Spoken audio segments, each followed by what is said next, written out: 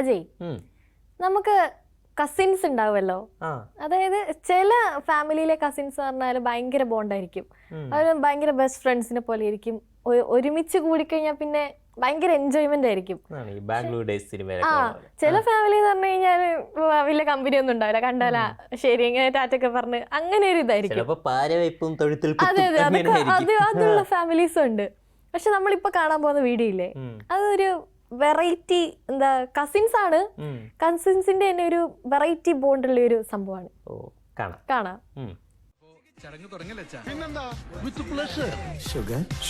എന്താ പേര്?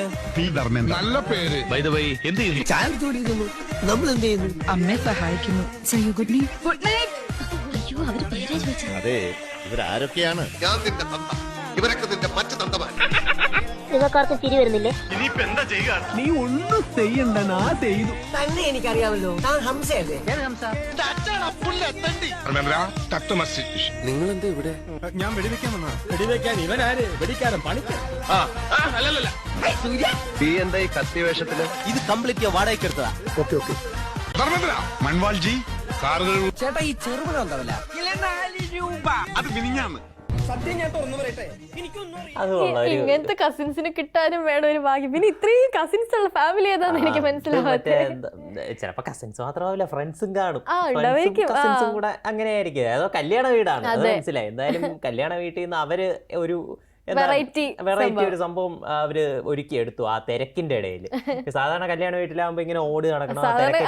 ഗേൾസ് ആണെങ്കിൽ പെണ്ണിനെ ഒരുക്കുന്ന അങ്ങനത്തെ പരിപാടിയൊക്കെ, ബോയ്സ് ആണെങ്കിൽ സദ്യ വിളമ്പുന്നു, ആ ഒരു ജോലികൾ അങ്ങനത്തെ ഇതൊക്കെ ആയിരിക്കും. അത് ഈ എന്താ ആണുങ്ങൾക്കാണ് പ്രധാനമായിട്ടും അങ്ങനത്തെ ദേഹം അനങ്ങുന്ന പണിയൊക്കെ കിട്ടുന്നത്. ഇപ്പൊ പിന്നെ ഈ കാറ്ററിംഗ് വർക്കുകളൊക്കെ അവരൊക്കെ അതിന്റെ ആളുകളൊക്കെ ഉള്ളതുകൊണ്ട് അത്ര ഇത് ബാക്കിയുള്ളവർക്ക് പണി കുറഞ്ഞു, അവർക്ക് എൻജോയ് ചെയ്യാം. അല്ലെങ്കിൽ ഇവരെന്ന് പറഞ്ഞു കഴിഞ്ഞാല് മറ്റേ അടുക്കളയില് ഫുൾ ടൈം നിൽക്കുന്നു, അങ്ങനെയല്ലേ, അവർക്ക് എൻജോയ് ചെയ്യാൻ പറ്റില്ല. ഇപ്പൊ കാറ്ററിംഗ് വന്നതോടെ ആ ഒരു ഇത് മാറി. കാറ്ററിംഗ് ഇല്ല, നമ്മൾ വിളമ്പാനായിട്ട് നിന്ന് കഴിഞ്ഞാൽ മെയിൻ പ്രശ്നം എനിക്ക് തോന്നിയിട്ടുള്ളത് ഈ കാരണവന്മാരായിട്ടുള്ള അപ്പൂപ്പും പ്രധാനമായിട്ട് അപ്പൂപ്പന്മാര്, ഈ അമ്മാവന്മാര്, അവരുടെയൊക്കെ ഒരു ആജ്ഞാപന സ്വരത്തിലുള്ള അങ്ങനത്തെ ഡയലോഗാണ്. ഞാനാണെങ്കിൽ ഇത് എന്റെ വീട്ടിൽ ഇങ്ങനെ ഒരു ഫംഗ്ഷൻ വന്നപ്പോ ഇതുപോലെ ചില കാരണവന്മാരൊക്കെ ഇങ്ങനെ ആജ്ഞാപിച്ചോണ്ടെന്ന്, ഞാനാണെങ്കിൽ ഇത് കുറെ ആയപ്പോഴത്തേക്ക് ഞാൻ അച്ഛൻ്റെ അടുത്ത് പറഞ്ഞു എനിക്ക് നല്ല പിടിക്കണില്ല, ഞാൻ വല്ല വിളിച്ച് പറയും കേട്ടോ എന്ന് പറഞ്ഞിട്ട് ആ ഒരു ഇതായിരുന്നു. ഈ കാറ്ററിംഗ് ഒക്കെ വന്നത് കാരണം ആ ഒരു പ്രശ്നം ഒഴിവായി കിട്ടിയിട്ടുണ്ട് ഇപ്പൊ ഓൾമോസ്റ്റ്. അടുത്ത വീഡിയോ ആണ് അനുശ്രീ. ഇപ്പോൾ ഉള്ളത് കുറച്ച് ദിവസമായിട്ട് ഈ സോഷ്യൽ മീഡിയയിലൊന്ന് വൈറലായിട്ട് ഓടിക്കൊണ്ടിരിക്കുന്ന കുറച്ച് ചേട്ടന്മാരാ. ആ ചേട്ടന്മാർ അവരുടെ ജോലി സമയത്തിനിടയ്ക്ക് ചെയ്തിട്ടുള്ള ഒരു റീലാണ്. ഒരു കല്യാണരാമനുമായിട്ട് ബന്ധപ്പെട്ടിട്ടുള്ള ഒരു സംഭവം തന്നെയാണ്. കല്യാണരാമനാണ് ഇതിന് പറഞ്ഞിരിക്കുന്നത്. അപ്പോൾ അതുമായിട്ട് ബന്ധപ്പെട്ടിട്ടുള്ള ഒരു ഇതാണ്, നമുക്കൊന്ന് കാണാം.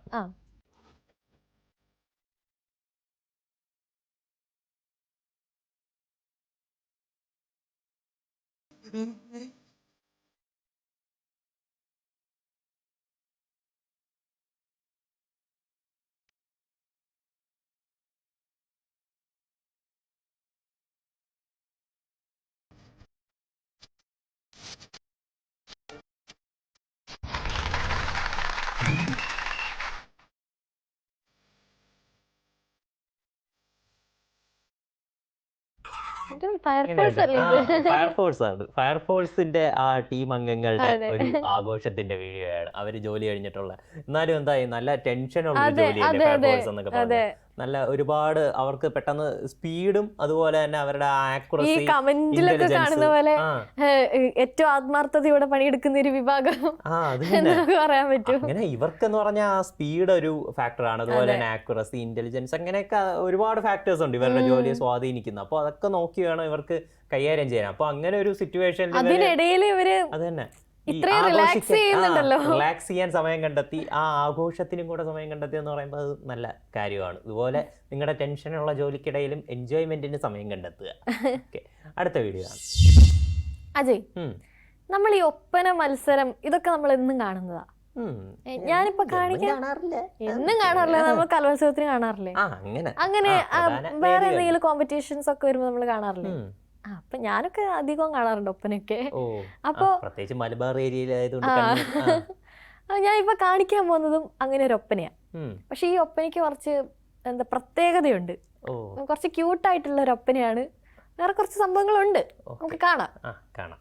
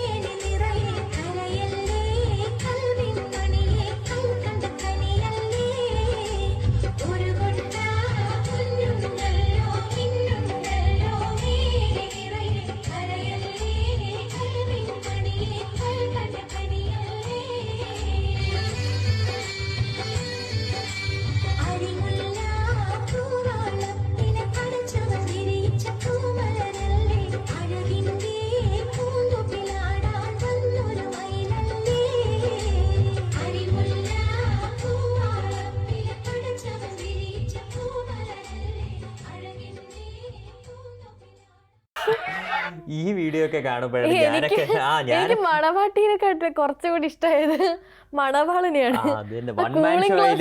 സലീം കുമാറിന്റെ കൂളിംഗ് ഗ്ലാസ് കിടന്ന് എന്തോ കാണിക്കട്ടെ. അതല്ല, ഈ പയ്യനെ ഇത് കാണുമ്പോഴാണ് എന്തോന്ന് ഞാനൊക്കെ ഒരുപാട് ഭാഗ്യം ചെയ്ത ആളാണെന്ന് ആലോചിച്ച് പോകുന്നത്. എന്ന് പറഞ്ഞ ഈ പയ്യനൊക്കെ ഇത്ര ചെറിയ പ്രായത്തില് റിജക്ഷൻ കിട്ടി, വേണ്ടെന്ന് പറഞ്ഞതാണ്ട് ആ പെണ്ണങ്ങോട്ട്. ഞാൻ കുറച്ചുകൂടെ വലുതായപ്പായിരുന്നു. അത് തന്നെ, ഞാനൊക്കെ ഇച്ചിരി കൂടെ വലുതായപ്പോഴാണ് റിജക്ഷൻ ഒക്കെ കിട്ടി തുടങ്ങിയത്. ഇത്ര ചെറുതിലൊന്നും എനിക്ക് റിജക്ഷൻ കിട്ടിയിട്ടില്ല. ഇത് ആ പയ്യനെ എടുത്ത് വെച്ചിരിക്കണ കണ്ടിട്ട് എന്തോന്ന്, ഇത് പയ്യനെ കണ്ടിട്ടാണോ അവനെന്തോ കണ്ണട വെച്ചതുകൊണ്ട് കരയുന്നതാണോ എന്ന് മനസ്സിലാവുന്നില്ല. എന്തോ കാര്യത്തിനാണെങ്കിൽ അവിടെ കിടന്ന് കൊച്ച് ഉരുണ്ട് കളിക്കുക. എന്തോന്ന് ഈ കല്യാണം വേണ്ട ഇങ്ങനെ വല്ലതും ആണോ ഉദ്ദേശിച്ചത്? ഇനി ഒറിജിനൽ ഇങ്ങനെ വല്ലതും ആണോ എന്ന്. അതാ വേറെ വല്ല കാര്യത്തിനും വാശി പിടിച്ച് കരയുന്നതാണ്. എന്നാലും കൊച്ച് മണവാട്ടി കരഞ്ഞോണ്ടിരുന്നിട്ടും ഈ പരിപാടി തുടങ്ങിയല്ലോ. ആ പരിപാടി കളറാവണം, മണവാട്ടി കരഞ്ഞാലും എന്ത് ചെയ്താലും പരിപാടി കളറാവണം എന്ന് പറഞ്ഞ് സംഭവം മണവാളിനൊന്ന് ആശ്വസിപ്പിച്ചു പോലും ഇല്ലല്ലോ ആലോചിക്കുമ്പോഴാണ്. അതെ. അടുത്ത വീഡിയോ ആണ് അനുശ്രീ. ഈ ഇപ്പോൾ ഒരു 90s കിഡ്സിന്റെ വിലാപമൊക്കെ നമ്മൾ ഒരുപാട് റീൽസിലും സംഭവങ്ങളിലായിട്ടൊക്കെ ഇങ്ങനെ കാണുന്നുണ്ട്. അപ്പൊ അതിലൊക്കെ തന്നെ പ്രസക്തമായിട്ടുള്ള സംഭവമാണ് എന്താ, ഇപ്പോ ഉള്ള ഒരു 20s ഒക്കെ കഴിഞ്ഞ് 30s വരുമ്പോഴുള്ള ബുദ്ധിമുട്ടുകൾ. പലരും നടുവേദന, കാലുവേദന, നിൽക്കുമ്പോഴുള്ള സന്ധിവേദന, അങ്ങനെയുള്ള പല കാല് നിവർക്കുമ്പോൾ മുട്ടിന്റെ ചിരട്ടയുടെ സൗണ്ട് ഒക്കെ കേൾക്കും. അത് തന്നെ, അങ്ങനെയുള്ള പ്രശ്നങ്ങൾ, ശാരീരിക പ്രശ്നങ്ങൾ, പ്രായത്തിൻ്റെതായിട്ടുള്ള വിഷയങ്ങളൊക്കെ വരും. നമ്മളാരും എന്തോന്ന് ഈ 70-ാം വയസ്സിലും സുന്ദരനായിട്ടിരിക്കാൻ മമ്മൂട്ടിയൊന്നും അല്ലല്ലോ. അതെ, അപ്പൊ അങ്ങനത്തെ പ്രശ്നങ്ങളൊക്കെ വരും, സ്വാഭാവികം. അപ്പൊ അങ്ങനെ പ്രശ്നങ്ങളൊക്കെ വന്നിട്ടുള്ള ഒരു ഫ്രണ്ട്സ് ഗ്യാങ്ങിന്റെ ഒരു വീഡിയോ ആണെന്ന് കണ്ടു നോക്കാം.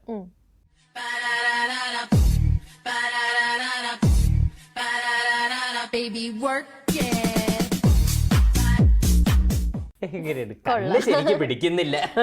ഫോട്ടോ അത്ര ക്ലിയർ അല്ലല്ലോ, കണ്ണാടി വെച്ചിട്ട് നോക്കണം അങ്ങോട്ട്, അപ്പൊ ക്ലിയർ ആവും. ആ ഒരു ലൈൻ സംഭവം കൊള്ളാം. എന്താ ഇതുപോലെയൊക്കെ ആയിരിക്കും അല്ലേ 40 വയസ്സൊക്കെ ആവുമ്പോ? സ്വാഭാവികമായിട്ടും ഇപ്പൊ തന്നെ നടക്കാൻ പറ്റാണ്ടായി. ഇന്നലെ ഇതിപ്പോ കഴിഞ്ഞ ദിവസമാണെങ്കിൽ നമ്മളെ കഴിഞ്ഞ എപ്പിസോഡിന്റെ ഷൂട്ടൊക്കെ കഴിഞ്ഞ് എന്താ നമ്മള് നിന്നോണ്ടല്ലേ പറയുന്നത്. അപ്പൊ നിന്ന് കഴിഞ്ഞിട്ട് ഞാൻ ഇങ്ങനെ നടന്നു തുടങ്ങിയപ്പോഴത്തേക്കും എന്താ ചെറിയൊരു നടുവേദന. ഇത്രയും നേരം നിന്നപ്പോ ഞാൻ ഇങ്ങനെ കുറെ നേരമൊക്കെ നിന്നിട്ട് കുറച്ച് കഴിയുമ്പോ ഇരിക്കല്ലോ, ഇരിക്കും നമ്മള് മുട്ടി ഇങ്ങനെ മടങ്ങൂലേ, ഒരു സൗണ്ട് ഒക്കെ ദൈവമേ, ഇതൊക്കെ ഈ പ്രായത്തിലെ തുടങ്ങി. അതൊക്കെ നമ്മുടെ അപ്പൂപ്പന്മാരാ. നമ്മളൊരു 35 വയസ്സൊക്കെ ആവുമ്പോ നമ്മുടെ അവസ്ഥ നീ ആലോചിച്ച് നോക്കിയേ. അതാണ് ദൈവമേ, കിടപ്പിലാവാതിരുന്നാ മതിയായിരുന്നു. ഓക്കെ, അടുത്ത വീഡിയോ ആണ്. അജയ്, നീ കേരളത്തിന് പുറത്തേക്കുള്ള സ്റ്റേറ്റിലൊക്കെ പോയിട്ടുള്ളതല്ലേ? പിന്നെ അപ്പോ കേരളത്തിൽ നിനക്ക് തോന്നിയ ഒരു പ്രത്യേകത എന്താ ബാക്കിയുള്ള സംസ്ഥാനങ്ങൾ വെച്ച് നോക്കുമ്പോ? ഇവിടെയുള്ളൊരു പ്രത്യേകത എന്ന് പറഞ്ഞാൽ ഇവിടെ എന്താ, പ്രത്യേകിച്ച് ക്ലൈമറ്റ് നല്ല എന്താ, നമുക്ക് കംഫർട്ടബിൾ ആയിട്ടുള്ള ക്ലൈമറ്റാ. അധികം തണുപ്പുമില്ല, അധികം ചൂടുമില്ല, ഒരു ഇടത്തരം ക്ലൈമറ്റ്, നല്ല മഴയൊക്കെ ഉണ്ട്, ആ ഒരു ഇത്. പിന്നെ പൊടിയുടെ കാര്യം, ഇപ്പോൾ മറ്റു സ്ഥലങ്ങളിലൊക്കെ ആണെങ്കിൽ എന്താ, ഇപ്പോൾ നല്ല ഈ പൊടിയുള്ള എന്ന് പറഞ്ഞാൽ പൊല്യൂഷൻ മാത്രമല്ല, ഈ പൊടി പ്രശ്നം നല്ലവണ്ണമുള്ള സ്ഥലങ്ങളുണ്ട്. പിന്നെ ഈ നോർത്ത് ഇന്ത്യയിലുള്ള ചില നഗരങ്ങളിലോട്ടൊക്കെ പോയി കഴിഞ്ഞാൽ ഈ തെരുവുകളിൽ, വൃത്തിയില്ലാത്ത തെരുവുകൾ, ഈ എന്താ ഈ പശുക്കളൊക്കെ റോഡിൽ ഇങ്ങനെ ഇറങ്ങി നടന്നുകൊണ്ടിരിക്കുക. ഇവിടെ ഇങ്ങനെ ടൗണുകളിലൊന്നും ഇല്ലല്ലോ. കുറച്ചൊക്കെ ഉണ്ട്.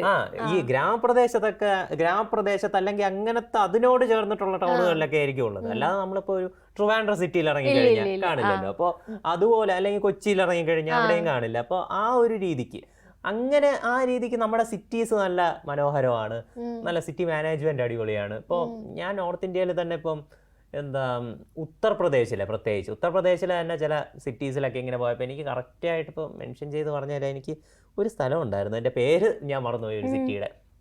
അപ്പോൾ നല്ല ഒരു പൊല്യൂഷൻ പ്രശ്നമൊക്കെ ഉള്ള സ്ഥലങ്ങളൊക്കെ ഇങ്ങനെ ഉണ്ടായിരുന്നു. അപ്പോൾ അതൊക്കെ വെച്ച് നോക്കുമ്പോൾ നമ്മുടെ സിറ്റീസ് അടിപൊളിയാണ്, നമ്മുടെ ഹൈ റേഞ്ചിലെ ക്ലൈമറ്റ് അടിപൊളിയാണ്, സമതല പ്രദേശത്ത് വാട്ടർ ഒക്കെ വെള്ളത്തിലുള്ള മൊത്തത്തിൽ ഒരു നല്ലതാണ്. പക്ഷേ ചില കാര്യങ്ങളിലൊക്കെ നമ്മളെ കാണുമ്പോൾ അവർ ബെറ്റർ ആണെന്ന് പറയാൻ പറ്റും. ഇപ്പോൾ ഒരു ഈ ബിസിനസ്സുകളുടെ കാര്യത്തിൽ ഇവിടത്തേനേക്കാളും നല്ല ബിസിനസ് ഇൻഫ്രാസ്ട്രക്ചർ കാര്യങ്ങളൊക്കെ അവിടെ നല്ല രീതിക്കൊക്കെ ഉണ്ട് എന്ന് പറഞ്ഞാൽ ഈ വ്യാവസായികപരമായിട്ട് നോക്കുമ്പോൾ. അല്ലാതെ ഈ അടിസ്ഥാന സൗകര്യങ്ങൾ പിന്നെ മറ്റ് വൃത്തി അങ്ങനെ കുറെ കാര്യങ്ങൾ വെച്ച് നോക്കുമ്പോൾ ഇവിടെയാണ് കിടില. കേരളത്തിന്റെ കുറച്ചുകൂടെ പ്രത്യേകത ഞാൻ നിനക്ക് പറഞ്ഞുതരാം. നമുക്ക് റീല് കാണാം. Don't go to India, it's too chaotic. Well, you probably never heard of Kerala, India then. Check this place out.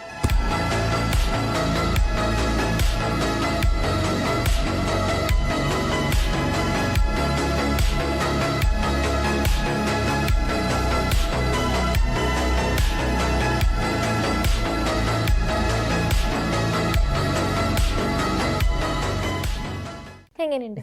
ഇത് കാണുമ്പോൾ തന്നെ ഒരു ഫ്രഷ്നെസ്, പ്രത്യേകിച്ച് ഈ വിദേശികള് നമ്മളെ പറ്റി ഇങ്ങനെ പൊക്കി പറയുന്ന അഭിമാനം തോന്നുന്നു. അതാണ്, അത് പ്രത്യേക ഒരു ഫീലാണ്. പുള്ളി പറഞ്ഞത് തന്നെ don't go to India, it's very chaotic എന്ന് പറഞ്ഞ് പുള്ളി ഉദ്ദേശിച്ചത് ചിലപ്പോൾ ഞാൻ നേരത്തെ പറഞ്ഞ നോർത്ത് ഇന്ത്യയിലെ പല നഗരങ്ങളിലുള്ള പ്രശ്നങ്ങൾ അതൊക്കെ കണ്ടിട്ടായിരിക്കും. ഞാൻ ഉദ്ദേശിച്ച നഗരം നേരത്തെ എനിക്ക് ഓർമ്മ വന്നു ഖൊരഗ്പൂറാണ്. ഖൊരഗ്പൂരിലായിരുന്നു അത് ഭയങ്കര എനിക്കൊരു പ്രശ്നം തോന്നി. ഇപ്പോൾ എൻ്റെ കൂടെ കുറച്ച് പെൺകുട്ടികളൊക്കെ ഉണ്ടായിരുന്നു. അവർക്ക് വേണ്ടി ഒരു ടോയ്ലറ്റ് അന്വേഷിച്ച് തന്നെ ഒരുപാട് കഷ്ടപ്പെട്ടിട്ടുണ്ട്. അങ്ങനെ ഞാൻ വിചാരിച്ചു ഒരു സിറ്റിയിൽ അത് ടോയ്ലറ്റ് ഉണ്ട്, പക്ഷെ വൃത്തിയുടെ കാര്യമുണ്ടല്ലോ, വൃത്തിയുള്ള ടോയ്ലറ്റുകൾക്ക് വേണ്ടിയിട്ട്. അപ്പൊ അതിനുവേണ്ടി ഞാൻ വിചാരിച്ചു ദൈവമേ ഒരു ടൗണിൽ വന്നിട്ട് ഇത്രയും കഷ്ടപ്പാടോ എന്ന് ഞാൻ വിചാരിച്ചു. അതും ഒരു വൃത്തിക്കുറവും മൊത്തത്തിൽ ഭയങ്കര പ്രശ്നമായിരുന്നു, പൊടി ഒക്കെ ആയിട്ട് അങ്ങനെ. അപ്പൊ അതൊക്കെ വെച്ച് പുള്ളി പറഞ്ഞ കറക്റ്റ് ആണ്.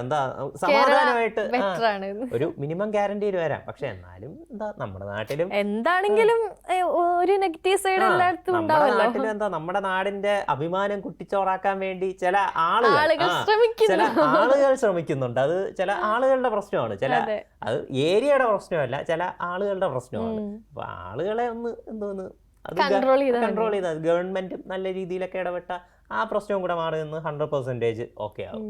ഓക്കെ, അപ്പോൾ ഇതൊക്കെയാണ് ഇന്നത്തെ ഒരു വീഡിയോസ്. ഇന്നത്തെ ഈ കേരളത്തിനെ പറ്റിയിട്ടുള്ള ഈ ബ്യൂട്ടിഫുൾ ആയിട്ടുള്ള ഈ ഫ്രഷ്നെസ് തരുന്ന ഈ ഈ ഒരു വീഡിയോയോടുകൂടി നമുക്ക് ഇന്നത്തെ എപ്പിസോഡ് വൈൻഡ് അപ്പ് ചെയ്യാം. അടുത്ത തവണ ഇതുപോലെ ഒരുപാട് ഫ്രഷ്നെസ് തരുന്ന നല്ല നല്ല വീഡിയോസുമായിട്ട് ഇനിയും കാണാം. ഇതുവരെ ഗുഡ് ബൈ.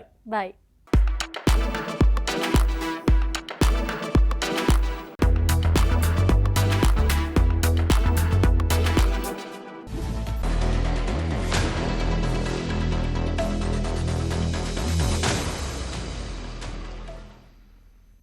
ഒൻപത് മണി വാർത്ത ആരംഭിക്കുകയാണ്. തലക്കെട്ടുകൾ.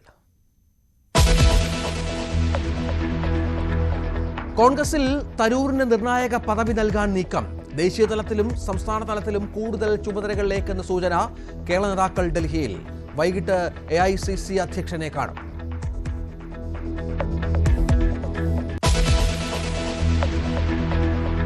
കോട്ടയത്ത് തീവണ്ടി തട്ടി 3 മരണം. മരിച്ചത് 2 പെൺകുട്ടികളും 1 സ്ത്രീയും. ഇടിച്ചത് കോട്ടയം നിലമ്പൂർ എക്സ്പ്രസ്. കോഴിക്കോട് റെയിൽവേ സ്റ്റേഷനിൽ പ്ലാറ്റ്ഫോമിൽ ട്രെയിൻ തട്ടി 1 മരണം.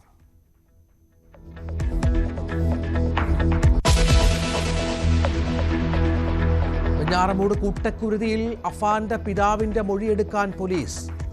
റഹീം നാട്ടിലെത്തിയത് അല്പം മുമ്പ്. അന്വേഷിച്ചറിയുക സാമ്പത്തിക ഇടപാടുകൾ. അമ്മയുടെ മൊഴിയും ഇന്നെടുത്തേക്കും.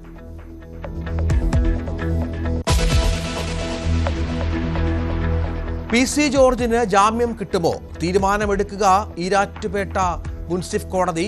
ജാമ്യം നൽകരുതെന്ന് പ്രോസിക്യൂഷൻ. അന്വേഷണം പൂർത്തിയായില്ലേ എന്ന് കോടതി.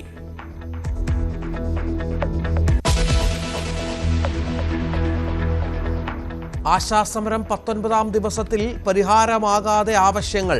നിയമസഭയ്ക്ക് മുന്നിലേക്കും സമരം വ്യാപിപ്പിച്ചേക്കും. ബദൽ സമരം തുടർന്ന് CITU. ഇന്ന് AG's office March.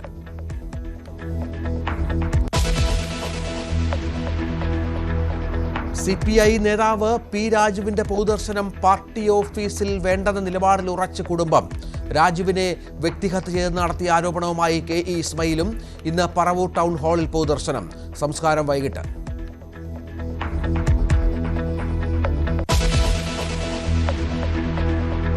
Mundakkai Chooralmala പുനരധിവാസ അവലോകന യോഗം വയനാട്ടിൽ. ഗുണഭോക്തൃ പട്ടികയിലെ പരാതികൾ ചർച്ചയ്ക്കെടുക്കും. യോഗം റവന്യൂ മന്ത്രിയുടെ അധ്യക്ഷതയിൽ.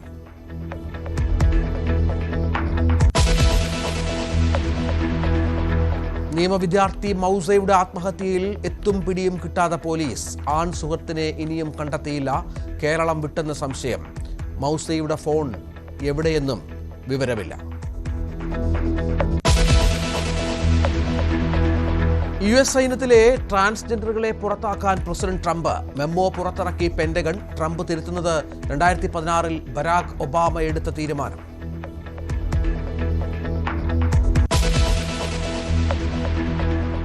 രഞ്ജി ട്രോഫി ഫൈനലിൽ ലീഡ് നേടാൻ പൊരുതി കേരളം. ഇന്നലെ കളി നിർത്തുമ്പോൾ 3 വിക്കറ്റ് നഷ്ടത്തിൽ 131. സച്ചിൻ ബേബിയും സർവാതയും ക്രീസിൽ.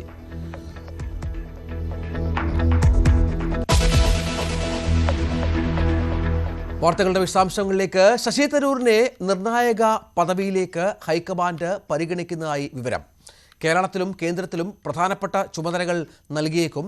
സംസ്ഥാന കോൺഗ്രസ് നേതൃത്വവുമായി ഹൈക്കമാൻഡിന്റെ നിർണായക കൂടിക്കാഴ്ച ഇന്ന് ഡൽഹിയിൽ നടക്കും.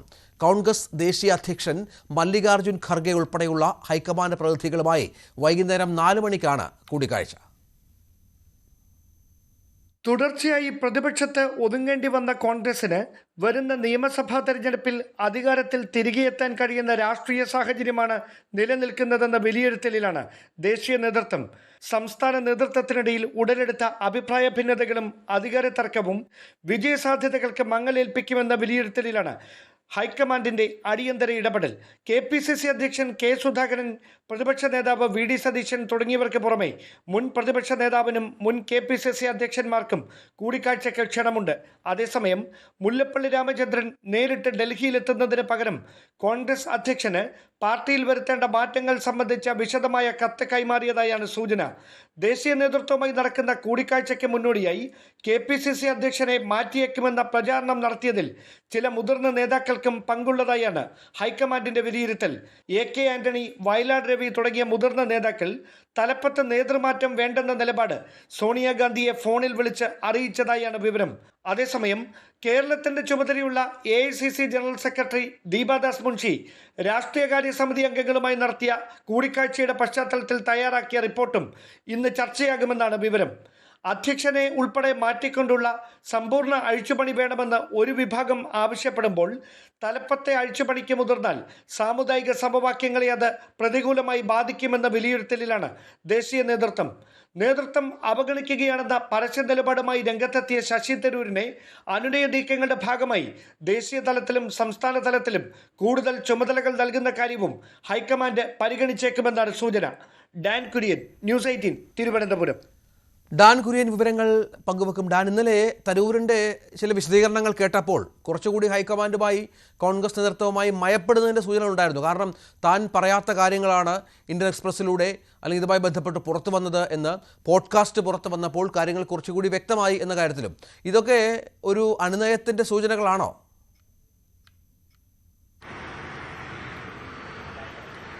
അങ്ങനെ തന്നെ കരുതേണ്ടി വരും. മാത്രവുമല്ല, രാഹുൽ ഗാന്ധിയുമായി നടത്തിയ കൂടിക്കാഴ്ചയ്ക്ക് 10 ദിവസം മുമ്പാണ് ഇന്ത്യൻ എക്സ്പ്രസിന് ഈ അഭിമുഖം അനുവദിച്ചത് എന്നാണ് അദ്ദേഹത്തിന്റെ ഓഫീസ് പിന്നീട് വ്യക്തമാക്കിയത്. അതുകൊണ്ട് തന്നെയാണ് രണ്ടാം തവണ ഈ ഇന്ത്യൻ എക്സ്പ്രസിൽ കഴിഞ്ഞ ഞായറാഴ്ച അദ്ദേഹത്തിന്റെ ലേഖനം നേതൃത്വത്തിനെതിരെ രൂക്ഷ വിമർശനവുമായി അല്ലെങ്കിൽ മുന്നറിയിപ്പ് നൽകിക്കൊണ്ട് ലേഖനം പ്രസിദ്ധീകരിച്ചപ്പോൾ അതുമായി ബന്ധപ്പെട്ട് പ്രതികരണം നടത്തിയ കോൺഗ്രസ് നേതാക്കൾ, ദേശീയ നേതാക്കളും സംസ്ഥാനത്തെ നേതാക്കളും കരുതലോടെ മാത്രമായിരുന്നു പ്രതികരിച്ചത്. ഒരു തരത്തിലുള്ള പ്രതികരണങ്ങൾക്കും അവർ തയ്യാറായുമില്ല.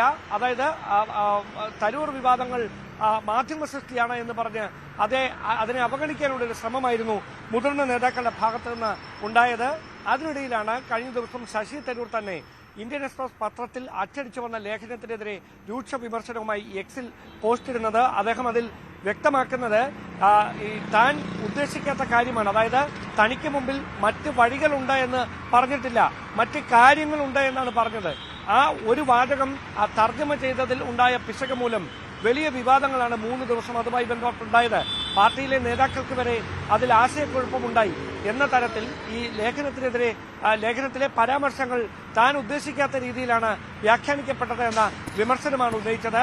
ഇന്ത്യൻ എക്സ്പ്രസ് തന്നെ ഇന്നലെ അതിൽ വിശദീകരണവുമായി രംഗത്തെത്തുന്ന ഒരു സാഹചര്യമുണ്ടായിരുന്നു. എന്തായാലും മഞ്ഞുരുക്കലിന്റെ ഒരു നീക്കം ദേശീയ നേതൃത്വത്തിന്റെ ഭാഗത്തുനിന്ന് നടക്കുന്നതിനിടയിലാണ് തരൂർ വിവാദത്തിൽ ഇങ്ങനെയൊരു വഴിത്തിരിവുണ്ടാകുന്നത്. അവിടെയാണ് ദേശീയ തലത്തിൽ ശശി തരൂരിനെ നിർണായകമായ ഒരു പദവിയിലേക്ക് കോൺഗ്രസ് ദേശീയ നേതൃത്വം പരിഗണിക്കും എന്ന ഒരു സൂചന കൂടി പുറത്തേക്ക് വരുന്നത്. അത് മറ്റ് ഘടകകക്ഷി നേതാക്കളുമായി ഉൾപ്പെടെ കൂടിയാലോചിച്ച ശേഷമായിരിക്കും അന്തിമമായൊരു തീരുമാനം ആ വിഷയത്തിൽ ഉണ്ടാകുക എന്നാണ് അറിയാൻ കഴിയുന്നത്. അങ്ങനെയാണെങ്കിൽ ശശി തരൂർ കഴിഞ്ഞ ഏതാനും വർഷങ്ങളായി കോൺഗ്രസിന്റെ ദേശീയ നിരയിൽ പ്രവർത്തക സമിതി അംഗം എന്നതിന് അപ്പുറത്തേക്ക് നിർണായകമായ ഇടപെടലുകൾ നടത്തുന്നത് കാണാൻ കഴിയുമായിരുന്നില്ല. പക്ഷേ ഇനി അങ്ങനെയല്ല.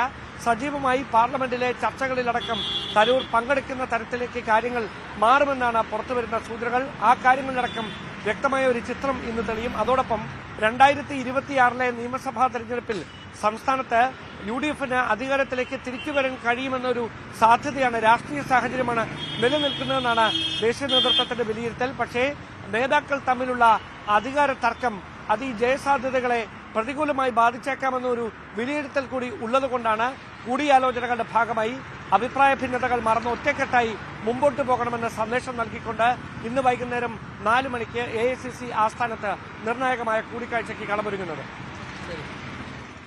വിവരങ്ങൾ പങ്കുവച്ചു. മറ്റൊരു വാർത്ത, അന്തരിച്ച CPI നേതാവ് P. രാജുവിൻ്റെ സംസ്കാരം ഇന്ന് എന്നുള്ളതാണ്. അതിൽ വളരെ പ്രധാനപ്പെട്ട കാര്യം, രാജുവിൻ്റെ കുടുംബം പാർട്ടിക്കെതിരെ രംഗത്ത് വന്ന പശ്ചാത്തലമുണ്ട്.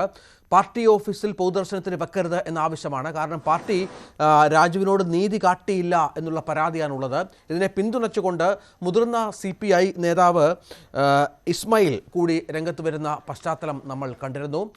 അദ്ദേഹത്തിൻ്റെ രാജുവിനെ വ്യക്തിഹത്യ നടത്തി എന്നാണ് K. ഇസ്മായിലിൻ്റെ ആരോപണം. ഡാനി ഇപ്പോൾ വിവരങ്ങൾ പങ്കുവെക്കും. ഡാനി, ഇന്നിപ്പോൾ പ്രതിപക്ഷ നേതാവൊക്കെ മൃതദേഹത്തിൽ അന്തിമോപചാരം അർപ്പിക്കാനായി എത്തിയ പശ്ചാത്തലം ഉണ്ട്. ഈ രാജുവുമായി ബന്ധപ്പെട്ട് നേരത്തെയും ചില അസ്വാരസ്യങ്ങൾ ഉണ്ടായിരുന്നു എന്നാണ് മനസ്സിലാകുന്നത്. കുടുംബം ഇപ്പോൾ പറയുന്നത് പാർട്ടി രാജുവിന് അർഹമായ പരിഗണന നൽകിയില്ല, അല്ലെങ്കിൽ ഈ വ്യക്തിഹത്യക്കൊക്കെ മുന്നിൽ നിന്നു എന്നുള്ള ആരോപണമാണോ? ആ ഒരു നിലപാടിലാണോ കുടുംബമുള്ളത്?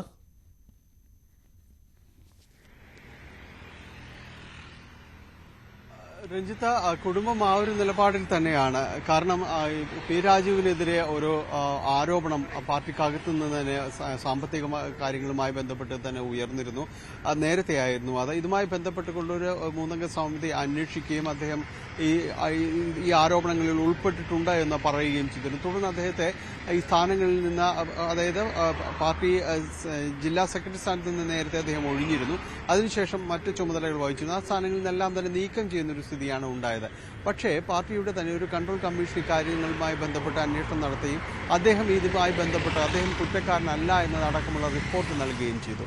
കുടുംബം പറയുന്നത് ഇതാണ്. പക്ഷെ അങ്ങനെ ഒരു റിപ്പോർട്ട് ഉണ്ടായിട്ട് പോലും അദ്ദേഹത്തെ മറ്റ് ചുമതലകളിൽ നിന്ന്, ജില്ലാ ഭാരവാഹിത്വത്തിന് മറ്റ് ചുമതലകൾ ഉണ്ടായിരുന്നു, സംസ്ഥാന ഘടകവുമായി ബന്ധപ്പെട്ടുകൊണ്ടുള്ള ചുമതലകളിൽ ഉണ്ടായിരുന്നു.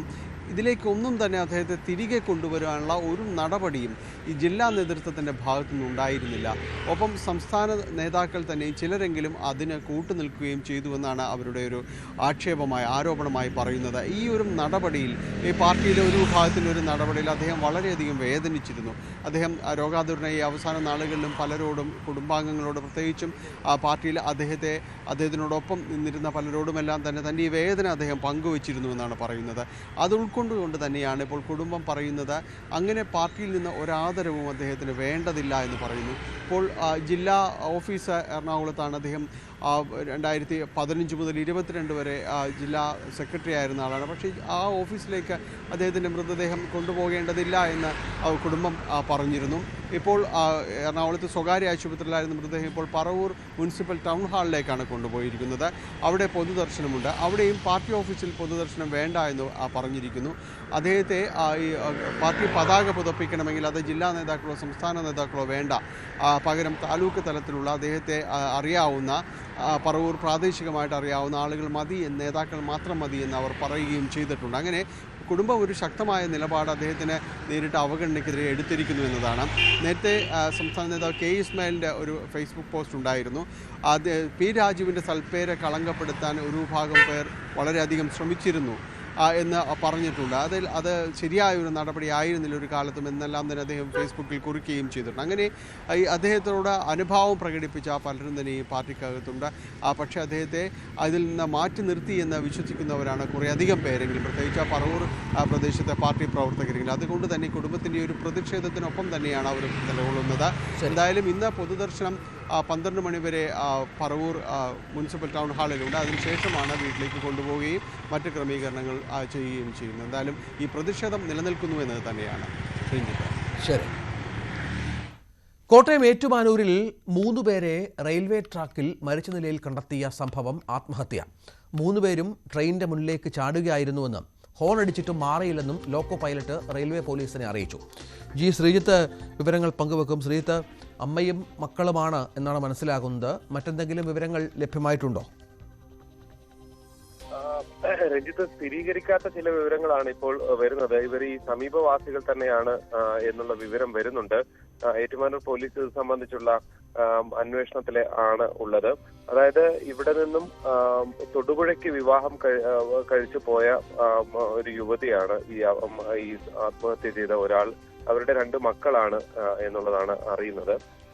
എന്തായാലും ഇത് സംബന്ധിച്ചുള്ള ഒരു അന്തിമമായ സ്ഥിരീകരണം ഒക്കെ വരാനിരിക്കുന്നതേ ഉള്ളൂ. വൈകാതെ അത് ഉണ്ടാകുമെന്ന് തന്നെ പ്രതീക്ഷിക്കേണ്ടി വരും. ലോക്കോ പൈലറ്റ് നൽകുന്ന മൊഴി അനുസരിച്ച് ഈ ഒരു സംഭവം നടക്കുമ്പോൾ ഹോൺ അടിച്ചിരുന്നു. പക്ഷേ ട്രെയിൻ ബ്രേക്ക് ഉപയോഗിച്ച് നിർത്താൻ കഴിയുന്ന സാഹചര്യത്തിലായിരുന്നില്ല. അങ്ങനെ ഇവർ പെട്ടെന്ന് ട്രാക്കിലേക്ക് കയറി നിൽക്കുകയായിരുന്നു ചെയ്തത് എന്നാണ് പറയുന്നത്. എന്തായാലും മൃതദേഹങ്ങൾ അവിടെ നിന്ന് മാറ്റിയിട്ടുണ്ട്. കോട്ടയം മെഡിക്കൽ കോളേജ് ആശുപത്രിയിലാണ് ഇപ്പോൾ മൃതദേഹങ്ങൾ ഉള്ളത്. പോസ്റ്റ്മോർട്ടം ഉൾപ്പെടെയുള്ള നടപടികൾ ഉണ്ടാകും. ഇതിൽ ഏറ്റവും പ്രധാനം ഈ ഒരു ഇവരുടെ മൃതദേഹങ്ങൾ ഇത് സ്ഥിരീകരിക്കുക എന്നുള്ളതാണ്. അതിലുള്ള നടപടിക്രമങ്ങളാണ് പോലീസ് ഇപ്പോൾ നടത്തിക്കൊണ്ടിരിക്കുന്നത്. ശരി.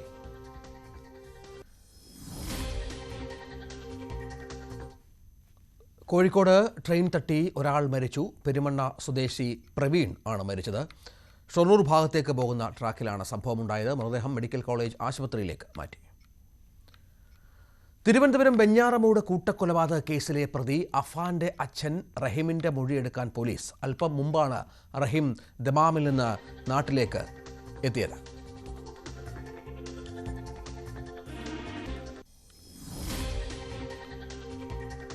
ഇഖാമ കാലാവധി കഴിഞ്ഞിരുന്നതിനാൽ റഹീമിന് നാട്ടിലേക്ക് മടങ്ങാൻ കഴിഞ്ഞിരുന്നില്ല.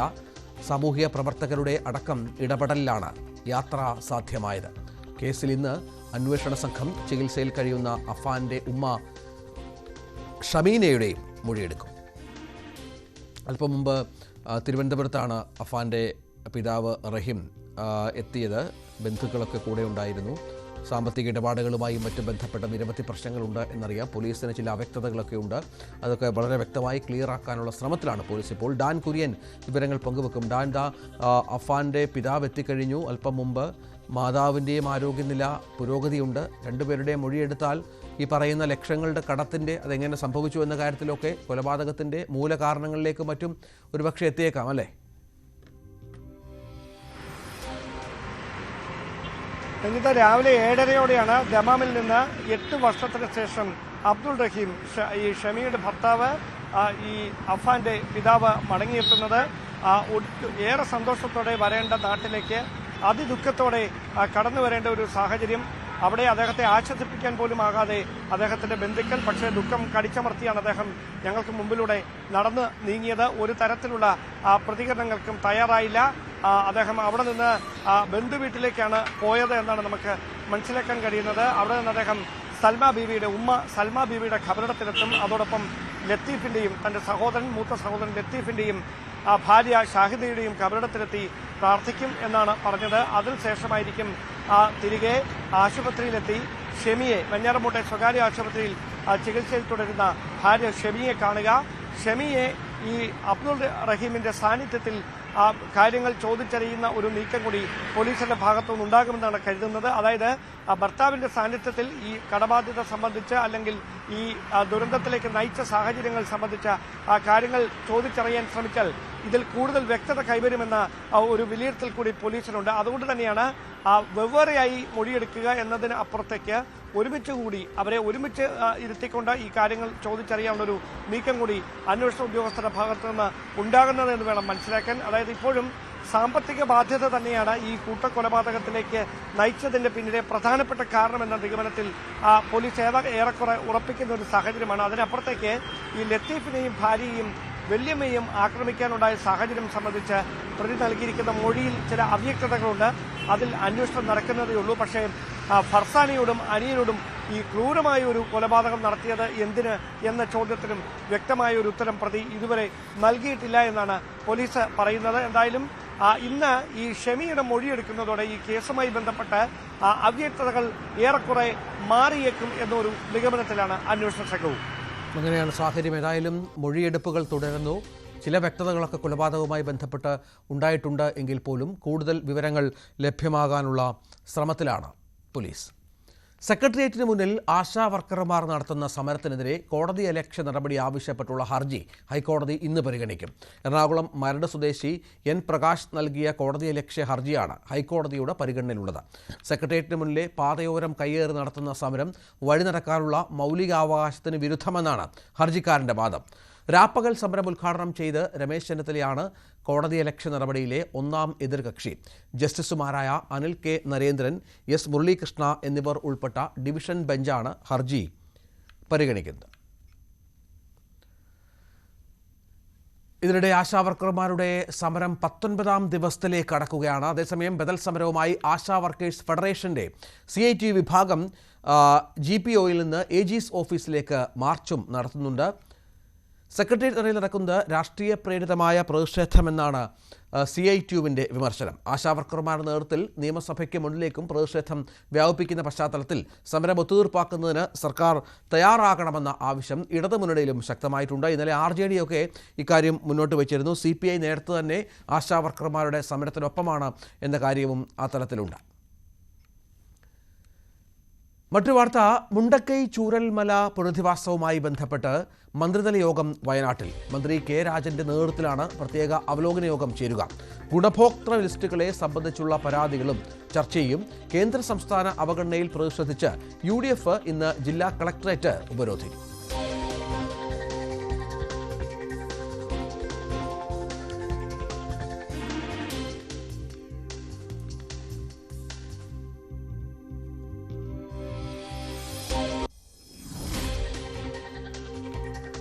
ഇടവേളയ്ക്ക് ശേഷം തിരിച്ചു വരാം.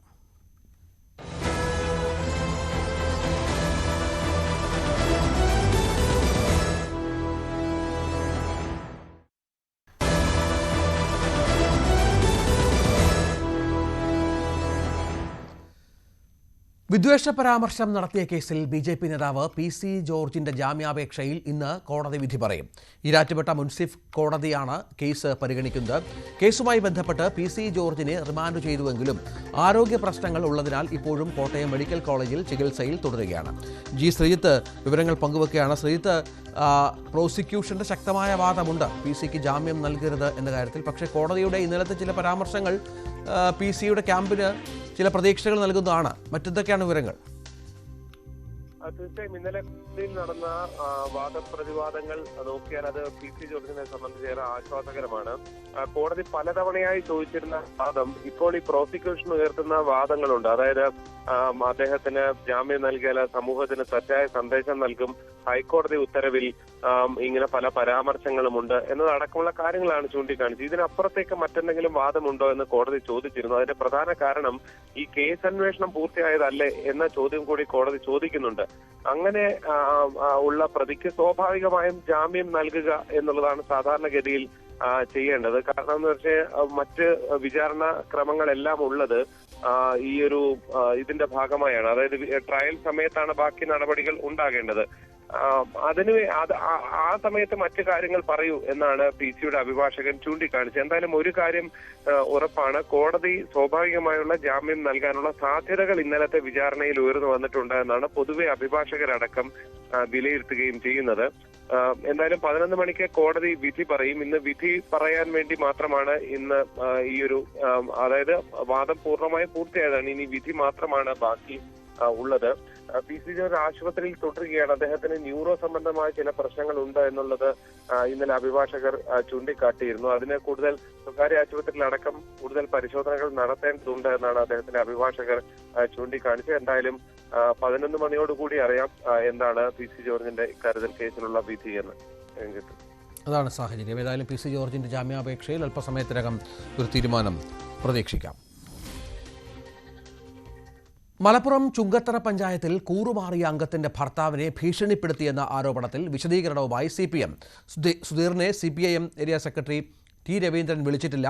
സുധീർ അങ്ങോട്ട് വിളിച്ച് ഫോൺ റെക്കോർഡ് ചെയ്തുവെന്നാണ് CPMന്റെ വിശദീകരണം. CV അനുമോദ് ചേരുകയാണ്. അനുമോദ്, ഈ ചുങ്കത്തറയുമായി ബന്ധപ്പെട്ട് ഒരുപാട് പ്രത്യാരോപണങ്ങളുണ്ട്. ഭരണമൊക്കെ നഷ്ടപ്പെട്ട, ഈ പറഞ്ഞതുപോലെ അവിടെ ചില പ്രശ്നങ്ങളൊക്കെ ഉണ്ടായ സാഹചര്യമുണ്ട്, ഭരണം നഷ്ടപ്പെട്ട പശ്ചാത്തലമുണ്ട്. ഇപ്പോൾ എന്താണ് അതിൽ പാർട്ടി പറയുന്ന കാര്യം? ഈ പറയുന്നത് അങ്ങോട്ട് വിളിച്ച് റെക്കോർഡ് ചെയ്തു എന്നതിനൊക്കെ വളരെ വ്യക്തമായ തെളിവുകൾ മുന്നോട്ട് വെച്ചാണോ വിശദീകരണം?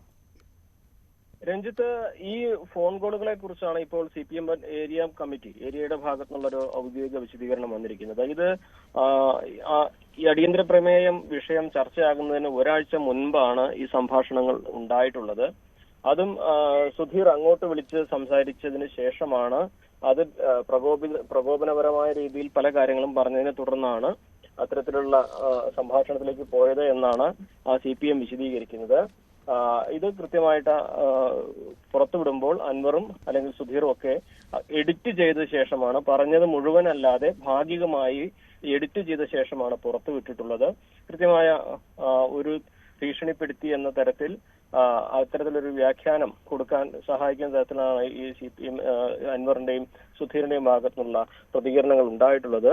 ഇത് ഒരു തരത്തിലുള്ള ഭീഷണിയുമല്ല, മറിച്ച് സ്വാഭാവികമായിട്ടും സംഭാഷണങ്ങളിൽ സംഭവിക്കുന്ന തരത്തിലുള്ള കാര്യങ്ങളാണ് എന്ന മട്ടിലാണ് CPMന്റെ ഭാഗത്തുനിന്നും ഇതിലൊരു സാമൂഹ്യ മാധ്യമങ്ങളിൽ അവരുടെ വിശദീകരണമായി പ്രചരിപ്പിക്കുന്നത്. അവർ ആ ഫോൺ കോളിന്റെ പൂർണ്ണ രൂപവും സാമൂഹ്യ മാധ്യമങ്ങളിൽ പ്രസിദ്ധീകരിച്ചിട്ടുണ്ട്. രഞ്ജിത്ത്, CV അനുമോദ് വിവരങ്ങൾ പങ്കുവച്ചു. സംസ്ഥാന സമ്മേളനത്തിന് മുന്നോടിയായുള്ള CPMന്റെ സംസ്ഥാന സെക്രട്ടേറിയറ്റ് ഇന്ന് ചേരും. അടുത്ത ആഴ്ച കൊല്ലത്ത് നടക്കുന്ന സംസ്ഥാന സമ്മേളനത്തിന്റെ നടപടികളാണ് യോഗത്തിൽ മുഖ്യ അജണ്ട. സമ്മേളനത്തിൽ ചർച്ചയ്ക്ക് വയ്ക്കുന്ന രേഖകൾ അന്തിമമാക്കൽ, ഒരുക്കങ്ങളുടെ വിലയിരുത്തൽ എന്നിവ യോഗത്തിലുണ്ടാകും. സമ്മേളനത്തിൽ അവതരിപ്പിക്കേണ്ട രാഷ്ട്രീയ സംഘടനാ റിപ്പോർട്ട് കഴിഞ്ഞ 18 ചേർന്ന സംസ്ഥാന സമിതി അംഗീകാരം നൽകിയിരുന്നു. കോഴിക്കോട് നിയമവിദ്യാർത്ഥിനി ആത്മഹത്യ ചെയ്ത സംഭവത്തിൽ ആൺ സുഹൃത്തിനായി അന്വേഷണം ഊർജിതമാക്കി പോലീസ്. മൗസയുടെ മരണത്തിന് ശേഷം ഇയാൾ ഒളിവിലാണ്. സംസ്ഥാനം വിട്ടുവെന്നാണ് നിഗമനം. മൗസയുടെ ഫോണും കണ്ടെത്താനായിട്ടില്ല. MS അനീഷ് കുമാർ വിവരങ്ങൾ പങ്കുവെക്കും. അനീഷ്, പോലീസ് സംശയിക്കുന്ന ദുരൂഹതകൾ എന്തൊക്കെയാണ്? ഏതെങ്കിലും തരത്തിൽ വീട്ടുകാർക്കും സമാനമായ പരാതി ഉണ്ടോ? മൗസയുടെ മരണം നടന്ന ദിവസങ്ങൾ കഴിയുമ്പോഴും മരണത്തിന് കാരണക്കാരനെന്ന് പോലീസ് കരുതുന്ന പ്രതിക്ക് വേണ്ടിയുള്ള തെരച്ചിൽ തുടരുന്നുവെന്നാണ് പോലീസിന്റെ ഭാഗത്തുനിന്നും വിശദീകരണം. മൗസയുടെ സുഹൃത്തുക്കൾ നൽകിയ മൊഴി അനുസരിച്ച് കഴിഞ്ഞ ഏതാനും മാസങ്ങളായി യുവാവുമായി അടുത്ത സൗഹൃദമാണ് പുലർത്തിയിരുന്നത്. ഇയാൾ മരിക്കുന്നതിന് തലേ ദിവസം മൗസയുടെ ഫോൺ എടുത്തുകൊണ്ട് പോവുകയും ചെയ്തിരുന്നു. പോലീസിൽ മരണശേഷം സ്ഥലത്ത് നടത്തിയ പരിശോധനയിൽ ഈ മൊബൈൽ ഫോൺ ലഭിക്കുകയുണ്ടായില്ല. ഇതിനുശേഷമാണ് ഇക്കാര്യവുമായി ബന്ധപ്പെട്ട വിവരങ്ങൾ സഹപാഠികൾ നൽകുന്നത്. ഈ മൗസ മരിക്കുന്നതിന് തലേ ദിവസം ഈ യുവാവ്, കോവൂർ സ്വദേശിയായ യുവാവ് തൃശ്ശൂരിലെ മൗസയുടെ വീട്ടിലേക്ക് വിളിച്ചിരുന്നു. താൻ മൗസയുമായി അടുപ്പത്തിലാണെന്നും വിവാഹം കഴിക്കാൻ പോവുകയാണെന്നും ഒക്കെയുള്ള ചില വിവരങ്ങൾ പറഞ്ഞു. ഒപ്പം താൻ വിവാഹിതനാണെന്നും കുട്ടികളുണ്ടെന്നും ഒക്കെയുള്ള കാര്യങ്ങൾ മൗസയുടെ അമ്മയോട് പറയുകയും ചെയ്തു. ഇതിനുശേഷം കുടുംബം മൗസയെ ബന്ധപ്പെടാൻ ശ്രമിച്ചെങ്കിലും കാര്യമായി നടക്കുന്ന ഒരു സാഹചര്യം ഉണ്ടായില്ല. ഒപ്പം ഈ യുവാവ് ഈ അമ്മയുമായുള്ള 22 മിനിറ്റോളം വരുന്ന ആ സംഭാഷണം റെക്കോർഡ് ചെയ്ത ശേഷം അത് മൗസയ്ക്ക് അതിന്റെ സ്ക്രീൻ റെക്കോർഡ് അയച്ചു കൊടുക്കുകയും ചെയ്തിരുന്നു. അത് മോശയെ വലിയ മാനസിക സംഘർഷത്തിലാക്കിയെന്നാണ് അറിയാൻ കഴിയുന്നത്. ഒന്ന്, കുടുംബവുമായി ബന്ധപ്പെട്ട് വളരെ സൗഹാർദ്ദപൂർവ്വം കഴിഞ്ഞിരുന്ന ഒരു കുട്ടിയാണ്. അതുകൊണ്ട് വളരെ പെട്ടെന്ന് അപരിചിതനായ ഒരു യുവാവ് വിളിച്ചിട്ട് താനും മകളുമായി അടുപ്പത്തിലാണ് എന്ന് പറയുന്നത് ആ കുടുംബത്തിന് വലിയ ആഘാതം ഉണ്ടാക്കുന്നു എന്ന് മോശ കരുതി കാണും. ഒപ്പം ഈ യുവാവ് വിവാഹിതനും കുട്ടികളുടെ പിതാവാണെന്നൊക്കെയുള്ള വിവരം മോശയ്ക്ക് നേരത്തെ അറിയുകയുമുണ്ടായില്ല. ഇക്കാര്യങ്ങളൊക്കെ ആവും ഒരുപക്ഷെ വലിയ മാനസിക സംഘർഷത്തിലേക്ക് മോശയെ നയിച്ചത്. അതിനൊപ്പമാണ് ഇക്കാര്യങ്ങൾ ചോദിച്ച് ഇരുവരും തമ്മിൽ വഴക്കടിച്ച ശേഷം ബലമായി മോശയുടെ മൊബൈൽ ഫോൺ ഇയാൾ പിടിച്ചുകൊണ്ടുപോയി എന്ന വിവരങ്ങളും പുറത്തു വരുന്നത്. അതുകൊണ്ട് ഈ മൊബൈൽ ഫോൺ ലഭിച്ചാൽ മാത്രമേ എന്താണ് സംഭവിച്ചതെന്ന് സംബന്ധിച്ച് കൃത്യമായ വിവരം ലഭിക്കുകയുള്ളൂ. ഈ യുവാവിന് വേണ്ടി ആ മരണം നടന്ന അന്ന് മുതൽ പോലീസ് തെരയുന്നുണ്ടെങ്കിലും വീട്ടിലും മറ്റ് സ്ഥിരമായി പോകാറുള്ള ഇടങ്ങളിലും ഒന്നും പോയിട്ടില്ല. കേരളത്തിന് പുറത്തേക്ക് ഇയാൾ കടന്നുവെന്ന് മൊബൈൽ റെക്കോർഡുകൾ അടിസ്ഥാനപ്പെടുത്തി പോലീസിന് മനസ്സിലാവുന്നുണ്ട്. ഇയാൾക്കായി എന്തായാലും പോലീസ് വലവിരിച്ചിട്ടുണ്ട്. വൈകാതെ പിടികൂടാൻ കഴിയുമെന്ന പ്രതീക്ഷയാണ്. എന്തായാലും കസ്റ്റഡിയിലെടുത്ത ശേഷമാവും പ്രതി ചേർക്കുന്ന അടക്കമുള്ള കാര്യങ്ങളെ കുറിച്ചുള്ള ഒരു കൃത്യമായ വ്യക്തത ഉണ്ടാവുക. രഞ്ജിത്ത്. ശരി, MS സനീഷ് കുമാർ വിവരങ്ങൾ പങ്കുവച്ചു.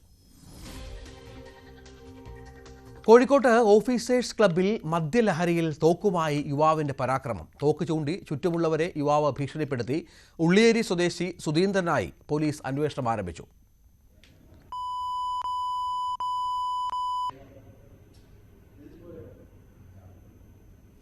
ദൃശ്യങ്ങളാണ് കാണുന്നത്. മദ്യലഹരിയിൽ തോക്ക് ചൂണ്ടി സമീപത്തുള്ളവരെ ഭീഷണിപ്പെടുത്തി ഏറെ നേരം ആ പ്രദേശത്തെ മുൾമുനയിലാക്കി. പിന്നീട് പോലീസും മറ്റും എത്തിയാണ് കാര്യങ്ങൾ നിയന്ത്രണ വിധേയമാക്കിയത്. അനീഷ്, എന്താണ് സംഭവിച്ചത്?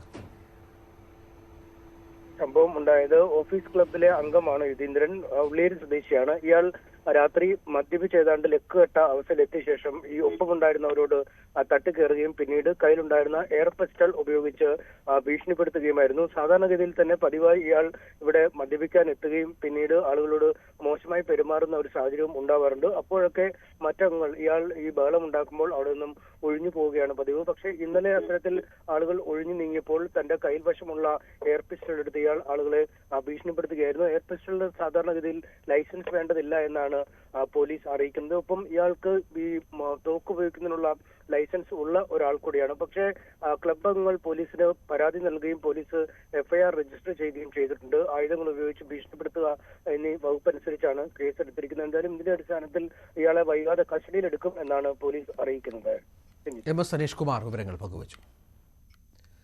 കണ്ണൂരിൽ സ്റ്റോപ്പിൽ ബസ് നിർത്താത്തത് ചോദ്യം ചെയ്ത യാത്രക്കാരിക്ക് ഡ്രൈവറുടെ മർദ്ദനം. കാണോത്തുംചാലിലാണ് സംഭവം. കൂത്തുപറമ്പ് സ്വദേശിനി പ്രസീതയ്ക്കാണ് മർദ്ദനമേറ്റത്. ഇറങ്ങാൻ സമ്മതിക്കാതെ ബസ് മുന്നോട്ടെടുത്തത് ചോദ്യം ചെയ്തപ്പോഴായിരുന്നു മർദ്ദനം. മുഖത്തും കയ്യിലും അടിച്ചുവെന്നാണ് പരാതി.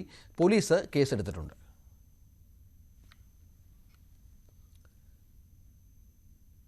മറ്റു വാർത്തയിലേക്ക്. കോന്നി മെഡിക്കൽ കോളേജ് പരിസരത്ത് വീണ്ടും കാട്ടുപോത്ത്. രാത്രി 11 മണിയോടെയാണ് കാട്ടുപോത്തിനെ കണ്ടത്. ശശിനാരായണൻ വിവരങ്ങൾ പങ്കുവെക്കുക. ശശിനാരായണൻ, ഇവിടെ നേരത്തെയും ഈ കാട്ടുപോത്തിനെ, ഈ വന്യമൃഗങ്ങളെ അടക്കം കണ്ട പശ്ചാത്തലമുണ്ടായിരുന്നു. ഇപ്പോൾ എന്താണ് ഏറ്റവും പുതിയ വിവരം? രഞ്ജിത്ത് സൂചിപ്പിച്ച പോലെ തന്നെ വനമേഖലയോട് ചേർന്ന സ്ഥലത്താണ് കോന്നി മെഡിക്കൽ കോളേജ് ഉള്ളത്. വനാതിർത്തിയോട് ചേർന്ന സ്ഥലം തന്നെയാണ്. മതിലിന് ഇപ്പുറം വനംവകുപ്പിന്റെ മതിലിപ്പുറം തന്നെയാണ് മെഡിക്കൽ കോളേജ്. അതുകൊണ്ട് തന്നെ ഈ കാട്ടുമൃഗങ്ങളുടെ ഒരു ശല്യം രാത്രിയും പകലും പല സമയങ്ങളിൽ കാട്ടുപോത്തും പന്നിയുമൊക്കെ മനുഷ്യങ്ങളിൽ എത്താറുണ്ട്. ഇതിൽ രാത്രിയിലാണ് 11 മണിക്ക് കാട്ടുപോത്ത് ഈ മെഡിക്കൽ കോളേജിന്റെ കോമ്പൗണ്ടിലേക്ക് കടക്കുകയും അത്തരത്തിൽ അവിടെ അക്രമവും നടത്തിയില്ല. പക്ഷെ ആ പ്രദേശങ്ങളിൽ നിൽക്കുന്ന ഒരു ദൃശ്യമാണ് അവിടെ വന്ന ബൈക്കാന്റെടുത്താണ് ഇത്തരത്തിൽ പ്രചരിപ്പിക്കുന്നത്. എന്തായാലും ഈ പ്രദേശം സ്വാഭാവികവും വന്യമൃഗത്തിന്റെ ഒരു ശല്യമുള്ള മേഖലയാണ്. ആ വനാതിർത്തിയോട് ചേർന്ന ഭാഗം തന്നെയാണ് മെഡിക്കൽ കോളേജ് ഉള്ളത്. ഇത് ചുറ്റുമുതൽ കെട്ടി ഇത് സംരക്ഷിക്കുക എന്ന് പറയുന്നത് അസാധ്യമാണ്. ഒക്കെ വലിയ കിടങ്ങുകളൊക്കെ ഉള്ള സ്ഥലമാണ്. അതുകൊണ്ട് മെഡിക്കൽ കോളേജിന്റെ ചുറ്റും മതിൽ കെട്ടി സംരക്ഷിക്കുക എന്നുള്ള കാര്യം വലിയ ബുദ്ധിമുട്ടുള്ള കാര്യം കൊണ്ടാണ്. അതുകൊണ്ട് തന്നെ ആശങ്കയുണ്ട്. പ്രദേശവാസികൾ അവിടെ താമസിക്കുന്ന ആളുകളുണ്ട്. മെഡിക്കൽ കോളേജിൽ പഠിക്കുന്ന കുട്ടികൾ താമസിക്കുന്ന ഹോസ്റ്റലുണ്ട്. അങ്ങനെ വാട്ടർ അതോറിറ്റിയുടെ കെട്ടിടമുണ്ട്. അങ്ങനെയുള്ള ജീവനക്കാരും അടക്കമുള്ള മേഖലയാണ്. സ്വാഭാവികമായും കാട്ടുമൃഗങ്ങൾ ഇത്തരത്തിൽ മെഡിക്കൽ കോളേജ് എത്തുമ്പോൾ അത് വലിയൊരു അപകടമോ മറ്റു കാര്യങ്ങളോ ആക്രമണമോ ഉണ്ടാകുന്നുള്ള ഭീതി ആശുപത്രി ജീവനക്കാർക്കുണ്ട്, കമ്പനി വാർത്തകൾക്കുണ്ട്. എന്നാലും അടുത്ത കാലത്ത് കണ്ടാൽ ഇതുപോലെ ഈ വനത്തിൽ നിന്നും ഈ മൃഗങ്ങൾ ഈ മെഡിക്കൽ കോളേജിന്റെ ഭാഗത്തേക്ക് വരുന്നു എന്നുള്ളതാണ്. കഴിഞ്ഞ ദിവസം ഇപ്പോൾ കാറ്റുകൊണ്ടി കാട്ടുവാഴ്ചയുടെ ഭാഗത്ത് പകൽ സമയത്ത് എത്തിയതും വലിയ ആശങ്ക ഉണ്ടാക്കിയിരുന്നു. അത്തരത്തിൽ ഒരു വന അതിർത്തി ചേർന്ന മേഖലയിലാണ് ഈ മെഡിക്കൽ കോളേജ് ഉള്ളത്. അതുകൊണ്ട് തന്നെ ഇത്തരത്തിൽ സ്ഥിരം കാട്ടുമൃഗങ്ങൾ എത്തുന്നുണ്ട് എന്നുള്ളതാണ് നമുക്ക് ഇതിൽ നിന്ന് പറയാനുള്ളത്. എന്തായാലും അത് വനംവകുപ്പും മറ്റ് അധികൃതരുമാണ് അതിനുള്ള നടപടികൾ സ്വീകരിക്കുന്നതാണ് നാട്ടുകാരും ആവശ്യപ്പെടുന്നത്. രഞ്ജിത്തെ. ശരി, ശശിനാരായണൻ വിവരങ്ങൾ പങ്കുവച്ചു. കാട്ടുപോത്തിന്റെ സാന്നിധ്യമാണ് പൂനെ മെഡിക്കൽ കോളേജിന് സമീപത്ത് കണ്ടത്. വന്യമൃഗ ശല്യം ഏറെയുള്ള ഒരു പ്രദേശം കൂടിയാണിത്. രാത്രിയിൽ രോഗികളും കൂട്ടിരിപ്പുകാരും മറ്റുമാണ് ഈ കാട്ടുപോത്തിനെ കണ്ടത്. മലപ്പുറം മൂത്തേടത്ത് ചരിഞ്ഞ കാട്ടാനയുടെ ജഡത്തിൽ നിന്നും കണ്ടെത്തിയ ലോഹവസ്തു എന്തെന്ന് സ്ഥിരീകരിക്കാൻ കൂടുതൽ പരിശോധനയ്ക്ക് വനംവകുപ്പ്. വെടിയുണ്ടാണെന്ന സംശയം ഉയർന്ന സാഹചര്യത്തിലാണ് പരിശോധന. ഇന്നലെ നടത്തിയ പോസ്റ്റ്മോർട്ടത്തിലാണ് ലോഹവസ്തു കണ്ടെടുത്തത്. CV അനുമോദ് ചേരുന്നു. അനുമോദ്, ഈ ലോഹവസ്തു ആണ് മരണകാരണമെന്ന് സ്ഥിരീകരിക്കാനായിട്ടുണ്ടോ? ഇന്നലെ പ്രായത്തിൽ അവശതയുണ്ടായിരുന്നു, രോഗങ്ങൾ ഒരുപാടുണ്ടായിരുന്നു, മറ്റെന്തെങ്കിലും വിവരങ്ങൾ ലഭ്യമാണോ?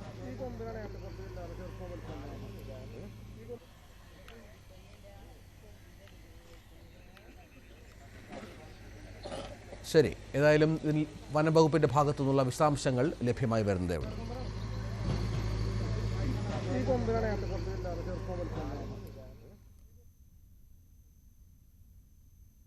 മറ്റൊരു വാർത്തയിലേക്ക്. മൂന്നാറിന്റെ മനസ്സു കീഴടക്കിയ ഗജരാജൻ. പടയപ്പോളം നാട്ടുകാരുടെ പ്രിയങ്കരനായ ഒരു കാട്ടാന ഉണ്ടാവില്ല.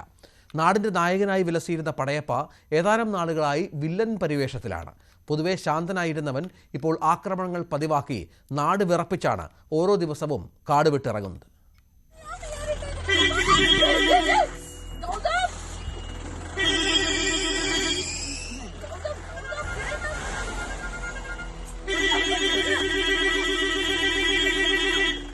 ഒത്ത ഉയരം, വിരിഞ്ഞ മസ്തകം, നീണ്ടു വളഞ്ഞ മനോഹരമായ കൊമ്പുകൾ, ആനച്ചന്തത്തിന്റെ പൂർണ്ണതയാണ് പടയപ്പ.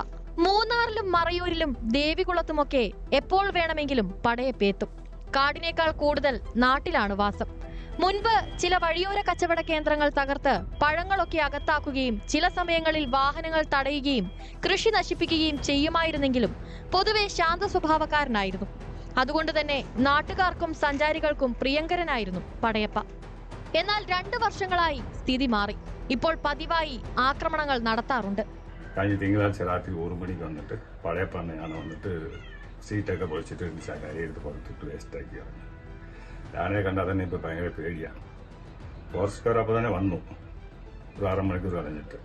അവർ പറഞ്ഞത് പഴയപ്പാണെങ്കിൽ ഇപ്പോൾ മതപ്പാടുള്ളത് കൊണ്ട് ഒന്ന് സൂക്ഷിച്ച് നിൽക്കണം എന്ന് പറഞ്ഞിട്ടുണ്ട്. ഞങ്ങൾക്ക് പേടിയാണ് ഇപ്പോൾ.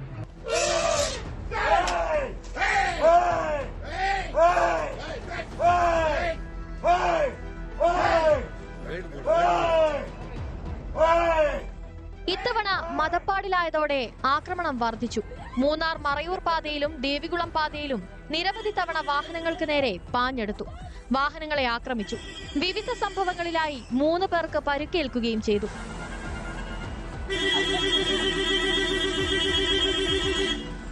ഏതാനും ദിവസങ്ങളായി കാട്ടാനക്കൂട്ടത്തിനൊപ്പം ഉൾവനത്തിലാണെങ്കിലും വീണ്ടും ആക്രമണവാസനയുമായി കാട് വിട്ടിറങ്ങുമെന്ന ആശങ്കയിലാണ് നാട്ടുകാർ. ന്യൂസ് 18 ഇടുക്കി. പാലക്കാട് പട്ടാമ്പിയിൽ വൻ മയക്കുമരുന്ന് വേട്ട. പട്ടാമ്പി പോലീസിന്റെ നേതൃത്വത്തിൽ നടത്തിയ റെയ്ഡിൽ 160 ഗ്രാം MDMA-യുമായി മൊത്തക്കച്ചവടക്കാർ ഉൾപ്പെടെ 3 പേർ പിടിയിലായി. ഓപ്പറേഷൻ ഡി ഹണ്ട് എന്ന പേരിൽ നടത്തുന്ന പ്രത്യേക ഓപ്പറേഷനിലാണ് MDMA ഇടപാടുകാരെ പിടികൂടിയത്. പട്ടാമ്പി മുതുതല ഗണപതി ക്ഷേത്രത്തിന് സമീപം വെച്ച് 11.54 ഗ്രാം MDMA-യുമായി മണ്ണങ്ങോട് സ്വദേശി അക്ബറിനെ പോലീസ് കസ്റ്റഡിയിലെടുത്തിരുന്നു. പിന്നാലെ ഇയാളെ ഉപയോഗിച്ച് MDMA-യുടെ മൊത്തക്കച്ചവടക്കാരെയും പോലീസ് വലയിലാക്കി. മലപ്പുറം അനന്താവൂർ സ്വദേശി ഹാരിസ്, വളാഞ്ചേരി സ്വദേശി അൻഷിഫ് എന്നിവരിൽ നിന്നായി 148.15 ഗ്രാം MDMA-യും കണ്ടെടുത്തു. ഇവരാണ് പട്ടാമ്പി മേഖലയിലെ ഏജന്റുമാർക്ക് MDMA എത്തിച്ചു നൽകുന്നത്. പട്ടാമ്പി ഫിഷ് മാർക്കറ്റിന് സമീപം കേന്ദ്രീകരിച്ച് മയക്കുമരുന്ന് കൈമാറ്റം നടക്കുന്നതായി പോലീസിന് നേരത്തെ വിവരം ലഭിച്ചിരുന്നു. ഈ പ്രദേശത്തേക്കാണ് മൊത്തക്കച്ചവടക്കാരെ പോലീസ് തന്ത്രപൂർവ്വം എത്തിച്ചത്. പ്രതികളിൽ നിന്ന് 2 കാറുകളും കസ്റ്റഡിയിലെടുത്തു. കഴിഞ്ഞ 1 വർഷത്തിനിടയിൽ ലഹരി കടത്തിന് 26 കേസുകളും ലഹരി ഉപയോഗത്തിന് 255 കേസുകളുമാണ് പട്ടാമ്പി പോലീസ് സ്റ്റേഷനിൽ രജിസ്റ്റർ ചെയ്തത്. ന്യൂസ് 18 പാലക്കാട്. കൊല്ലത്ത് MDMA-യും കഞ്ചാവുമായി യുവാവ് പോലീസ് പിടിയിലായി. കുലശേഖരപുരം സ്വദേശി അനീഷാണ് കരുനാഗപ്പള്ളി പോലീസിന്റെ പിടിയിലായത്. കഴിഞ്ഞ ദിവസം രാത്രി 7:30 മണിയോടുകൂടി കരുനാഗപ്പള്ളി നീലികുളത്തിന് സമീപം പോലീസും ഡാൻസ് ഓഫ് ടീമും നടത്തിയ പരിശോധനയിലാണ് ഇയാൾ പിടിയിലായത്. പ്രതിയിൽ നിന്ന് 5.76 ഗ്രാം MDMA-യും 318 ഗ്രാം കഞ്ചാവും കണ്ടെടുത്തു. പ്രതിക്ക് ലഹരി എത്തിച്ച് നൽകിയവരെക്കുറിച്ച് പോലീസ് അന്വേഷിക്കുകയാണ്. കോടതിയിൽ ഇയാളെ ഹാജരാക്കി റിമാൻഡ് ചെയ്തു. ഒറ്റപ്പാലം സുന്ദരയ്യർ റോഡിൽ ബൈക്കിലെത്തിയ സംഘം വയോധികയുടെ മാല കവർന്ന കേസിൽ 2 ആൾ പിടിയിൽ. മലപ്പുറം പെരുമ്പടപ്പ് ഐരൂർ നാലകത്തിൽ യൂസഫ്, കോയമ്പത്തൂർ കൗണ്ടമ്പാളയം ബാലാജി നഗറിലെ ശിവപ്രകാശ് എന്നിവരെയാണ് ഒറ്റപ്പാലം പോലീസ് അറസ്റ്റ് ചെയ്തത്. വീട്ടുജോലിക്കാരിയായ കണ്ണിയപുരം സ്വദേശിയുടെ മാലയാണ് പിടിച്ചുപറിച്ചത്. മറ്റൊരു മോഷണ കേസിൽ തമിഴ്നാട് പോലീസിന്റെ പിടിയിലായി റിമാൻഡിൽ കഴിഞ്ഞിരുന്ന ഇരുവരെയും കോടതി മുഖേന കസ്റ്റഡിയിൽ വാങ്ങുകയായിരുന്നു. കഴിഞ്ഞ ജനുവരി 21 വൈകിട്ട് 4-ഓടെയാണ് സംഭവം. അതേ ദിവസം ഇവർ വടക്കാഞ്ചേരിയിലും മോഷണം നടത്തിയതായി കണ്ടെത്തിയിരുന്നു. ഇരുവരെയും സുന്ദരയ്യർ റോഡിലെ സംഭവ സ്ഥലത്തെത്തിച്ച് തെളിവെടുപ്പ് നടത്തി.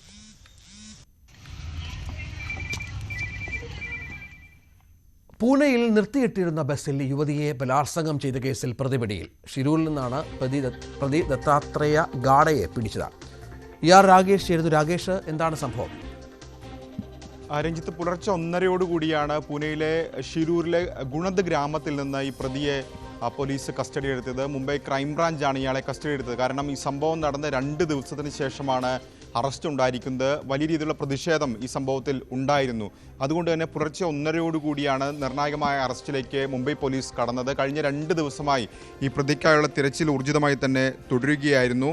ഏതായാലും ദത്താത്രേയ ഗാഡെ ഈ പ്രദേശത്ത് തന്നെ ഉണ്ട്, സ്വന്തം ഗ്രാമത്തിൽ തന്നെ ഉണ്ട് എന്ന വിവരം പോലീസിന് ലഭിച്ചിരുന്നു. ഇതിൻ്റെ അടിസ്ഥാനത്തിൽ കഴിഞ്ഞ 24 മണിക്കൂറിൽ ഈ പ്രദേശം കേന്ദ്രീകരിച്ചുകൊണ്ടായിരുന്നു തെരച്ചിൽ നടന്നിരുന്നത്. പ്രത്യേകിച്ച് കരിമ്പിൻ പാടങ്ങളിൽ ഇയാൾ ഒളിച്ചിട്ടുണ്ടെന്ന വിവരം ആദ്യം പോലീസിന് ലഭിച്ചു. ഇതിൻ്റെ അടിസ്ഥാനത്തിൽ ഡ്രോൺ ഉപയോഗിച്ചുകൊണ്ടുള്ള പരിശോധന നടന്നു.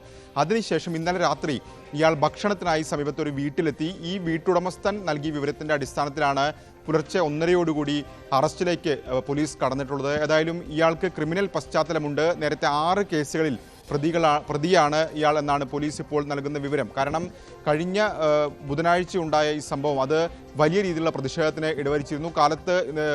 ബുധനാഴ്ച കാലത്ത് പുലർച്ചെ ഏതാണ്ട് 5:30 ഈ സംഭവം നടക്കുന്നത്. അതായത് സത്താറയിലെ ഗ്രാമത്തിലേക്ക് പോകാൻ നിൽക്കുകയായിരുന്നു 26 വയസ്സുള്ള യുവതി.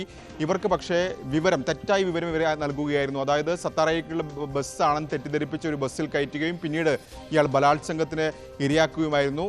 ഇത് വലിയ രീതിയിലുള്ള പ്രതിഷേധം, പ്രത്യേകിച്ച് മഹാരാഷ്ട്ര സർക്കാർ, ദേവേന്ദ്ര ഫഡ്നവിസ് സർക്കാരിനെതിരെ പ്രതിപക്ഷമടക്കം വലിയ വിമർശനം ഉന്നയിച്ചു. ഇതേ തുടർന്നാണ് 13 സംഘങ്ങളെ ഇത് അന്വേഷിക്കാനായി പോലീസ് നിയോഗിച്ചത്. ഒപ്പം തന്നെ വിവരം നൽകുന്നവർക്ക് പാരിതോഷികം അടക്കം പ്രഖ്യാപിച്ചിരുന്നു. ഏതായാലും 2 ദിവസത്തിന് ശേഷം ഇപ്പോൾ അറസ്റ്റിലേക്ക് പോലീസ് കടന്നിരിക്കുകയാണ്. ഇയാളെ ഇന്ന് കോടതിയിൽ ഹാജരാക്കും, മറ്റു നടപടികളിലേക്ക് കടക്കുമെന്നാണ് ഇപ്പോൾ പോലീസ് അറിയിച്ചിട്ടുള്ളത്. രഞ്ജിത്ത്, ശരി.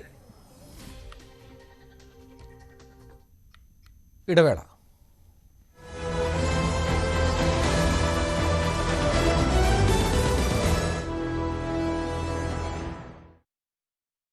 നാട്ടിൽ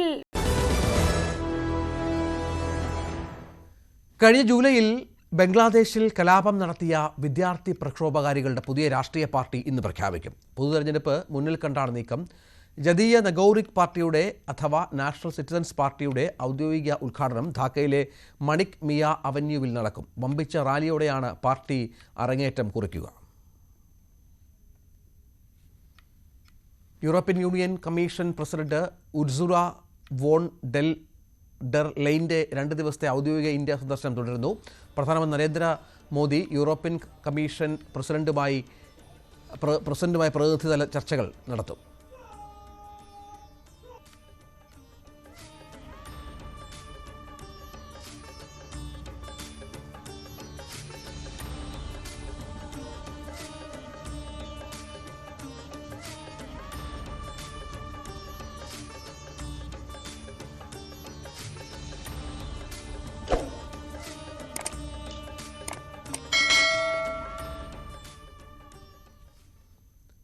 വിദേശത്ത് ജോലി വാഗ്ദാനം ചെയ്ത് പണം തട്ടിയ കേസിൽ പോലീസ് ഇൻസ്പെക്ടറും സ്ഥാപന ഉടമയായ വനിതയും പിടിയിൽ.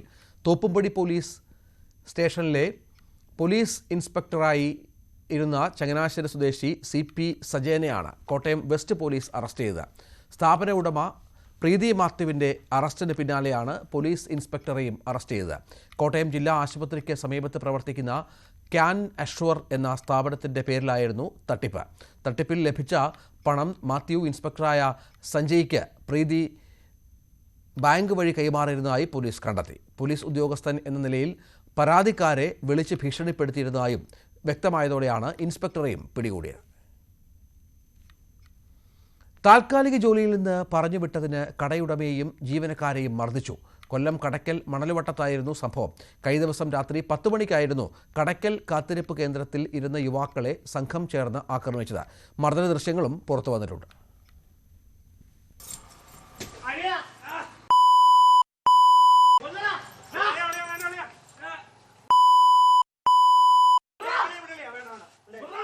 മണലുവട്ടം സ്വദേശികളായ റൈജു, സഹോദരനായ റിജു, ഷൈജൂൺ എന്നിവരുടെ നേതൃത്വത്തിലായിരുന്നു മർദ്ദനം. റൈജുവിനെ താൽക്കാലിക ജോലിയിൽ നിന്ന് പറഞ്ഞുവിട്ടതിനെ ചൊല്ലിയാണ് അക്രമം നടന്നത്.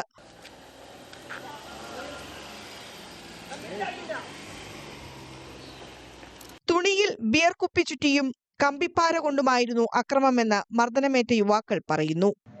ഇന്നലെ രാത്രി നമ്മൾ അമ്പലത്തിൽ ഉത്സവത്തിന് പോകാൻ വേണ്ടി സമയത്താണ് അവരെ നമ്മൾ അടിച്ചത്. ഫസ്റ്റ് കുപ്പി കൊണ്ട് മോന്തയ്ക്ക് അടിക്കുക, പിന്നെ തലയ്ക്ക് വീണ്ടും കുപ്പിയിലടക്കി തുണി കെട്ടി തലയ്ക്കടിച്ച്, പിന്നെ കമ്പി കൊണ്ട് പറ മൊത്തം അടിച്ച് പൊട്ടിക്കണേ. തുടയിലും നടുവിൽ മൊത്തം അടിച്ചു പൊട്ടി അടിവയറ്റി ചവിട്ടുകയും ചെയ്തു. കടക്കൽ മണലുവട്ടത്ത് ഹോട്ടൽ നടത്തിവന്ന ഷംനാദിനും ഹോട്ടലിലെ ജീവനക്കാരൻ സജീറിനും സുഹൃത്ത് അൻസിലിനുമാണ് മർദ്ദനമേറ്റത്. സഹോദരങ്ങളായ 3 സംഘമാണ് ആക്രമണം നടത്തിയത്. സംഘത്തിൽ ഒരാൾ ഇവരുടെ ഹോട്ടലിൽ ജോലി ചെയ്തിരുന്നു. താൽക്കാലികമായി പിരിച്ചുവിട്ടതിലുള്ള വിരോധമാണ് അക്രമ കാരണമെന്ന് യുവാക്കൾ നൽകിയ പരാതിയിൽ പറയുന്നു. വധശ്രമത്തിന് പോലീസ് കേസെടുത്തു. ഒളിവിൽ പോയ പ്രതികൾക്കായി കടയ്ക്കൽ പോലീസ് അന്വേഷണം ആരംഭിച്ചിട്ടുണ്ട്. ന്യൂസ് 18 കൊട്ടാരക്കര. രാജ്യത്തെ പ്രധാന ഏലം ഉൽപ്പാദന കേന്ദ്രമായ ഇടുക്കിയിൽ താപനില ഉയർന്നതോടെ ഏലം കർഷകർക്ക് നെഞ്ചിടിപ്പേറി. മുൻവർഷം ഉഷ്ണതരംഗത്തിൽ ചെറുകിട കർഷകരിൽ പലരുടെയും ഏലച്ചെടികൾ ഉണങ്ങി നശിച്ചിരുന്നു. ചൂട് കനത്തതോടെ നിലവിൽ ഹൈറേഞ്ചിന്റെ വിവിധ മേഖലകളിലെ തോട്ടങ്ങളിൽ ഏലം വാടിത്തുടങ്ങി. ഒപ്പം ചെടികളിൽ വിവിധ രോഗങ്ങളും വ്യാപിക്കുകയാണ്. കഴിഞ്ഞ വർഷത്തെ കനത്ത ചൂടിൽ ഹെക്ടർ കണക്കിന് തോട്ടങ്ങളിലാണ് ഏലച്ചെടികൾ പൂർണ്ണമായും കരിഞ്ഞു നശിച്ചത്. എന്നാൽ മരങ്ങളുടെ ശിഖരങ്ങൾ വെട്ടി നീക്കാതിരുന്ന തോട്ടങ്ങളിലെ ഏലച്ചെടികൾ ഉണങ്ങിയിരുന്നില്ല. ഇത്തവണ കൊടും ചൂട് മുന്നിൽ കണ്ട് കർഷകരിൽ പലരും തോട്ടങ്ങളിലെ മരശിഖരങ്ങൾ വെട്ടി നീക്കിയിട്ടില്ല. എന്നാൽ തെളിഞ്ഞുകിടക്കുന്ന അതിർത്തി പ്രദേശങ്ങളിലെ ഏലച്ചെടികൾ വാടുന്നുണ്ട്. ശക്തമായ വെയിലടിക്കുന്ന പ്രദേശങ്ങളിൽ പച്ചവല കെട്ടിയും പടുതാക്കുളങ്ങളിൽ നിന്നും തോടുകളിൽ നിന്നും വെള്ളമെടുത്തും വേനലിനെ കർഷകർ പ്രതിരോധിക്കാൻ ശ്രമിക്കുകയാണ്. വേനൽ മഴ ലഭിച്ചില്ലെങ്കിൽ പടുതാക്കുളങ്ങൾ വറ്റും. തോടുകൾ വറ്റുന്നതോടെയും പടുതാക്കുളങ്ങളിലെ വെള്ളം തീരുന്നതോടെയും ചെറുകിട കർഷകർ ദുരിതത്തിലാകും. വൻകിട കർഷകർക്ക് മാത്രമേ വലിയ സംഭരണ ശേഷിയുള്ള പടുതാക്കുളങ്ങൾ സ്വന്തമായുള്ളൂ. കഴിഞ്ഞ വർഷം നമുക്ക് കടുത്ത വേനലാണ് അനുഭവപ്പെട്ടത്. അത് വേനൽ അനുഭവപ്പെട്ടുകൊണ്ട് ഏലമൊക്കെ ഉണങ്ങി ഒത്തിരി കർഷകരുടെ ഏലം ഉണങ്ങി നശിച്ചുപോയി. അതിൽ നിന്നിപ്പോൾ അതിജീവിച്ച് ഏലം സംരക്ഷിച്ച് വരുന്ന ഒരു സാഹചര്യമാണ് ഇപ്പോൾ ഉള്ളത്. ഇനിയും കാലാവസ്ഥ ഇതുപോലെ നീണ്ട് ചൂട് അനുഭവപ്പെടുകയാണെങ്കിൽ നമുക്ക് ഏലം നമ്മുടെ ഈ മേഖലയിൽ നിന്നും പരിപൂർണമായിട്ടും ഇല്ലാതാവുന്ന ഒരു സ്റ്റേജാണ് ഇപ്പോൾ നമുക്ക് കർഷകർ അനുഭവിച്ചുകൊണ്ടിരിക്കുന്ന അവസ്ഥ. വില കുറയുമ്പോൾ വില വർദ്ധിക്കുകയാണ് പതിവ്. എന്നാൽ ഇത്തവണ വില നേരിയ തോതിൽ ഉയർന്നതല്ലാതെ വലിയ കുതിപ്പ് ഉണ്ടായിട്ടില്ല. 2800 രൂപയാണ് കമ്പോളത്തിൽ ഉയർന്ന വിലയായി ലഭിക്കുന്നത്. വൻകിട കമ്പനികളും ലേല ഏജൻസികളും ലേല കേന്ദ്രങ്ങളിൽ നിലവാരമില്ലാത്ത ഏലക്കായ ലേലത്തിനെത്തിച്ച് കുറഞ്ഞ വില കാണിക്കുകയും ഇത് വിലയിടിവിന് കാരണമാവുകയും ചെയ്യാറുണ്ടെന്നാണ് ആക്ഷേപം. ലേലത്തിൽ പതിഞ്ഞ ഏലയ്ക്ക തന്നെ വീണ്ടും ലേലത്തിനെത്തിച്ച് ഏലയ്ക്കയുടെ ഉൽപ്പാദനം ഉയർത്തിക്കാണിച്ചും വിലയിടിക്കുന്നത് പതിവാണ്. 2019 ഓഗസ്റ്റിൽ ഏലയ്ക്ക വില 7000 ആയതോടെ വളം കീടനാശിനി വിലകൾ 3 ഇരട്ടിയായി ഉയർന്നിരുന്നു. തദ്ദേശീയരായ തൊഴിലാളികളും തമിഴ് തൊഴിലാളികളും കൂലി വർദ്ധിപ്പിച്ചു. ഇതോടെ ഉൽപ്പാദന ചെലവും ഇരട്ടിയായി. ന്യൂസ് 18 ഇടുക്കി. വേനലായതോടെ നാടിന്റെ വിവിധയിടങ്ങളിൽ ജലക്ഷാമം രൂക്ഷമാണ്. എന്നാൽ കുടിവെള്ളം ഉറപ്പിക്കാൻ തങ്ങളാലാകും വിധം പ്രവർത്തിക്കുകയാണ് വിഴിഞ്ഞം KSRTC ഡിപ്പോയിലെ ജീവനക്കാർ. പ്രദേശത്തെ പഴയ കുളമാണ് ഇവർ വൃത്തിയാക്കിയത്. വിഴിഞ്ഞം KSRTC ഡിപ്പോയിൽ ആഴ്ചയിൽ ഒരിക്കൽ പണം നൽകി വാങ്ങുന്ന വെള്ളം മാത്രമാണ് ആവശ്യങ്ങൾക്കായുള്ളത്. വേനലായാൽ പ്രതിസന്ധി രൂക്ഷമാകും. ഇതോടെയാണ് 3 പതിറ്റാണ്ടായി ഉപയോഗശൂന്യമായ കുളം ശുചീകരിക്കാൻ ഡിപ്പോയിലെ ജീവനക്കാർ തീരുമാനിച്ചത്. ആവശ്യം KSRTC അധികൃതരെ അറിയിച്ചു. ന്യായമായ ആവശ്യമായതിനാൽ കോർപ്പറേഷൻ പരിമിതിക്കുള്ളിൽ നിന്നും ഒരു തുക അനുവദിച്ചു. പിന്നാലെ കുളം നവീകരണം തുടങ്ങി. ആഴം കൂടുന്തോറും തുക തികയാതെ വന്നു. ഒടുവിൽ JCB മാറ്റി ഡിപ്പോയിലെ ജീവനക്കാർ തന്നെ ഒറ്റക്കെട്ടായി ഇറങ്ങി. ഏകദേശം 10 ആഴ്ചയിലെത്തിയപ്പോൾ ഇവിടെ നിന്നും 350-ലേറെ ലോഡ് മണ്ണും മാലിന്യവും നീക്കി. എങ്കിലും ജീവനക്കാർ തളർന്നില്ല. കുളം വൃത്തിയാക്കി ജലം സംഭരിക്കണമെന്ന ഉറച്ച തീരുമാനത്തിലാണ് അവർ. ആഴ്ചയിൽ 2 ദിവസം മാത്രമാണ് നമുക്ക് കുടിവെള്ളം കിട്ടുന്നത്. അതുകൊണ്ട് നമ്മുടെ പ്രാഥമിക ആവശ്യങ്ങൾക്ക് പോലും തികയാതെ വരുന്ന സാഹചര്യമാണ്. ഒരു പബ്ലിക് ടോയ്ലറ്റ് ഉണ്ട്, അത് ഉപയോഗിക്കാൻ സാധിക്കുന്നില്ല. ബസ്സുകൾ വാഷ് ചെയ്യാൻ സാധിക്കുന്നില്ല.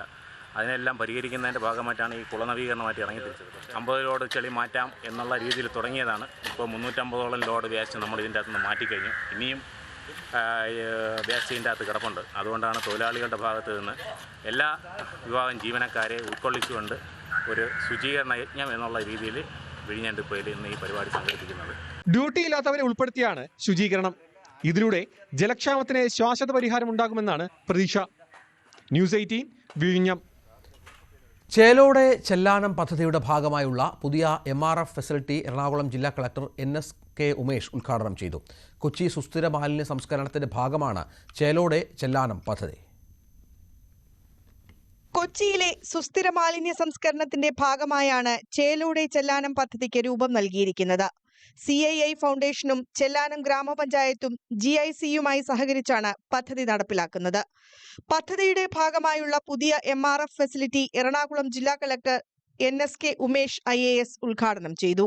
മികച്ച പ്രതികരണമാണ് ചേലോടെ ചെല്ലാനം പദ്ധതിക്ക് ജനങ്ങൾ നൽകുന്നതെന്നും പദ്ധതി ചെല്ലാനം നേരിട്ടുകൊണ്ടിരിക്കുന്ന മാലിന്യ പ്രശ്നത്തിന് ശാശ്വത പരിഹാരം കാണുന്നതിന് സഹായിച്ചിട്ടുണ്ടെന്നും ജില്ലാ കളക്ടർ പറഞ്ഞു. So it is very appropriate and really fantastic that CII came forward for this wonderful project in Chelanam Coastal Panchayat with huge ecological value, and I am really thankful first of all. ആദ്യം തന്നെ ഈ project CIIക്ക് എത്രയോ projects ചെയ്യാം, എത്രയോ പഞ്ചായത്തുണ്ട്, എത്രയോ projects ചെയ്യാം, എത്രയോ മേഖലകളുണ്ട്. പക്ഷെ അതെല്ലാം മാറ്റിവെച്ച് ചെല്ലാനം പഞ്ചായത്തിൽ MRF വേസ്റ്റ് മാനേജ്മെന്റ് ഫോക്കസ് ചെയ്ത് പ്രോജക്റ്റ് ചെയ്ത CII ഭാരവാഹികളെ ആദ്യം തന്നെ അഭിനന്ദിച്ചുകൊള്ളുന്നു. Thank you so much for all your support. പുതിയ MRF വരുന്നതോടുകൂടി മാലിന്യ വേർതിരിക്കലിനും സംസ്കരണത്തിനും വേഗത കൈവരിക്കാൻ കഴിയുമെന്നാണ് പ്രതീക്ഷയെന്ന് CII കേരള ചെയർമാൻ വിനോദ് മഞ്ഞില പറഞ്ഞു. പദ്ധതിയുടെ ഭാഗമായി മാലിന്യ ശേഖരണത്തിനായി നൽകിയ ഇ-കാർഡ് സേവനം വളരെ സഹായകരമായിട്ടുണ്ട്. മാത്രമല്ല പദ്ധതിയിലൂടെ ഹരിതകർമ്മസേനാംഗങ്ങളെ സമൂഹത്തിന്റെ മുഖ്യധാരയിലേക്ക് കൊണ്ടുവരുന്നതിനും അവരെ സാമ്പത്തിക ശാക്തീകരണത്തിലേക്ക് കൈപിടിച്ചുയർത്തുന്നതിനും കഴിഞ്ഞെന്നും വിലയിരുത്തലുണ്ട്. ഹരിതകർമ്മസേനാംഗങ്ങളുടെ ഫുൾ സഹകരണവും ഫുൾ സപ്പോർട്ടും അവരുടെ ലീഡർഷിപ്പും ഈ പ്രോജക്റ്റിന്റെ ലീഡർഷിപ്പ് തന്നെ ഹരിതകർമ്മസേന അംഗങ്ങളാണ് വഹിക്കുന്നത്. ഈ മാലിന്യമുക്ത നവകേരളത്തിൽ ജനപ്രതിനിധികളുണ്ട്, കളക്ടറുണ്ട്, പല ഉദ്യോഗസ്ഥരുണ്ട്, പഞ്ചായത്ത് സെക്രട്ടറീസ് ഉണ്ട്, എല്ലാവരും ഉണ്ടെങ്കിലും ഈ പഞ്ചായത്തിന്റെ ഹെൽത്ത് വിങ്ങും അതേപോലെ ഹരിതകർമ്മസേന അംഗങ്ങളാണ് ഫീൽഡിൽ ഒരു മാലിന്യമുക്ത നവകേരളം സൃഷ്ടിക്കാനുള്ള എല്ലാ എഫേർട്സും എടുക്കുന്നത്. സോ അവരെ ഈ പരിപാടിയിൽ ഹരിതകർമ്മസേന അംഗങ്ങളാണ് നമ്മുടെ താരങ്ങൾ, നമ്മുടെ സ്റ്റാർസ്. അവരെ ഞാൻ പ്രത്യേകം അഭിനന്ദിച്ചു കൊള്ളുന്നു. Thank you so much for all the leadership and support. മുൻ CII ചെയർമാനും സിന്തൈറ്റ് ഇൻഡസ്ട്രീസ് MDയുമായ അജു ജേക്കബ്, CII പ്രിൻസിപ്പൽ അഡ്വൈസറും സോഷ്യൽ ഇനീഷ്യേറ്റീവ് തലവനുമായ സുനിൽകുമാർ മിശ്ര തുടങ്ങിയവരും ചടങ്ങിൽ പങ്കെടുത്തു. ന്യൂസ് 18 കൊച്ചി. കോട്ടയം ഏറ്റുമാനൂരിൽ ട്രെയിനിന് മുന്നിൽ ചാടി മരിച്ച അമ്മയെയും മക്കളെയും തിരിച്ചറിഞ്ഞു. പാറോലിക്കൽ സ്വദേശിയായ ഷൈനി, മക്കളായ അലീന, ഇവാന എന്നിവരാണ് മരിച്ചത്. കോട്ടയം നിലമ്പൂർ എക്സ്പ്രസിന് മുന്നിലേക്ക് ഇവർ എടുത്തിയാടുകയായിരുന്നുവെന്ന് ലോക്കോ പൈലറ്റ് റെയിൽവേ പോലീസിനെ അറിയിച്ചു.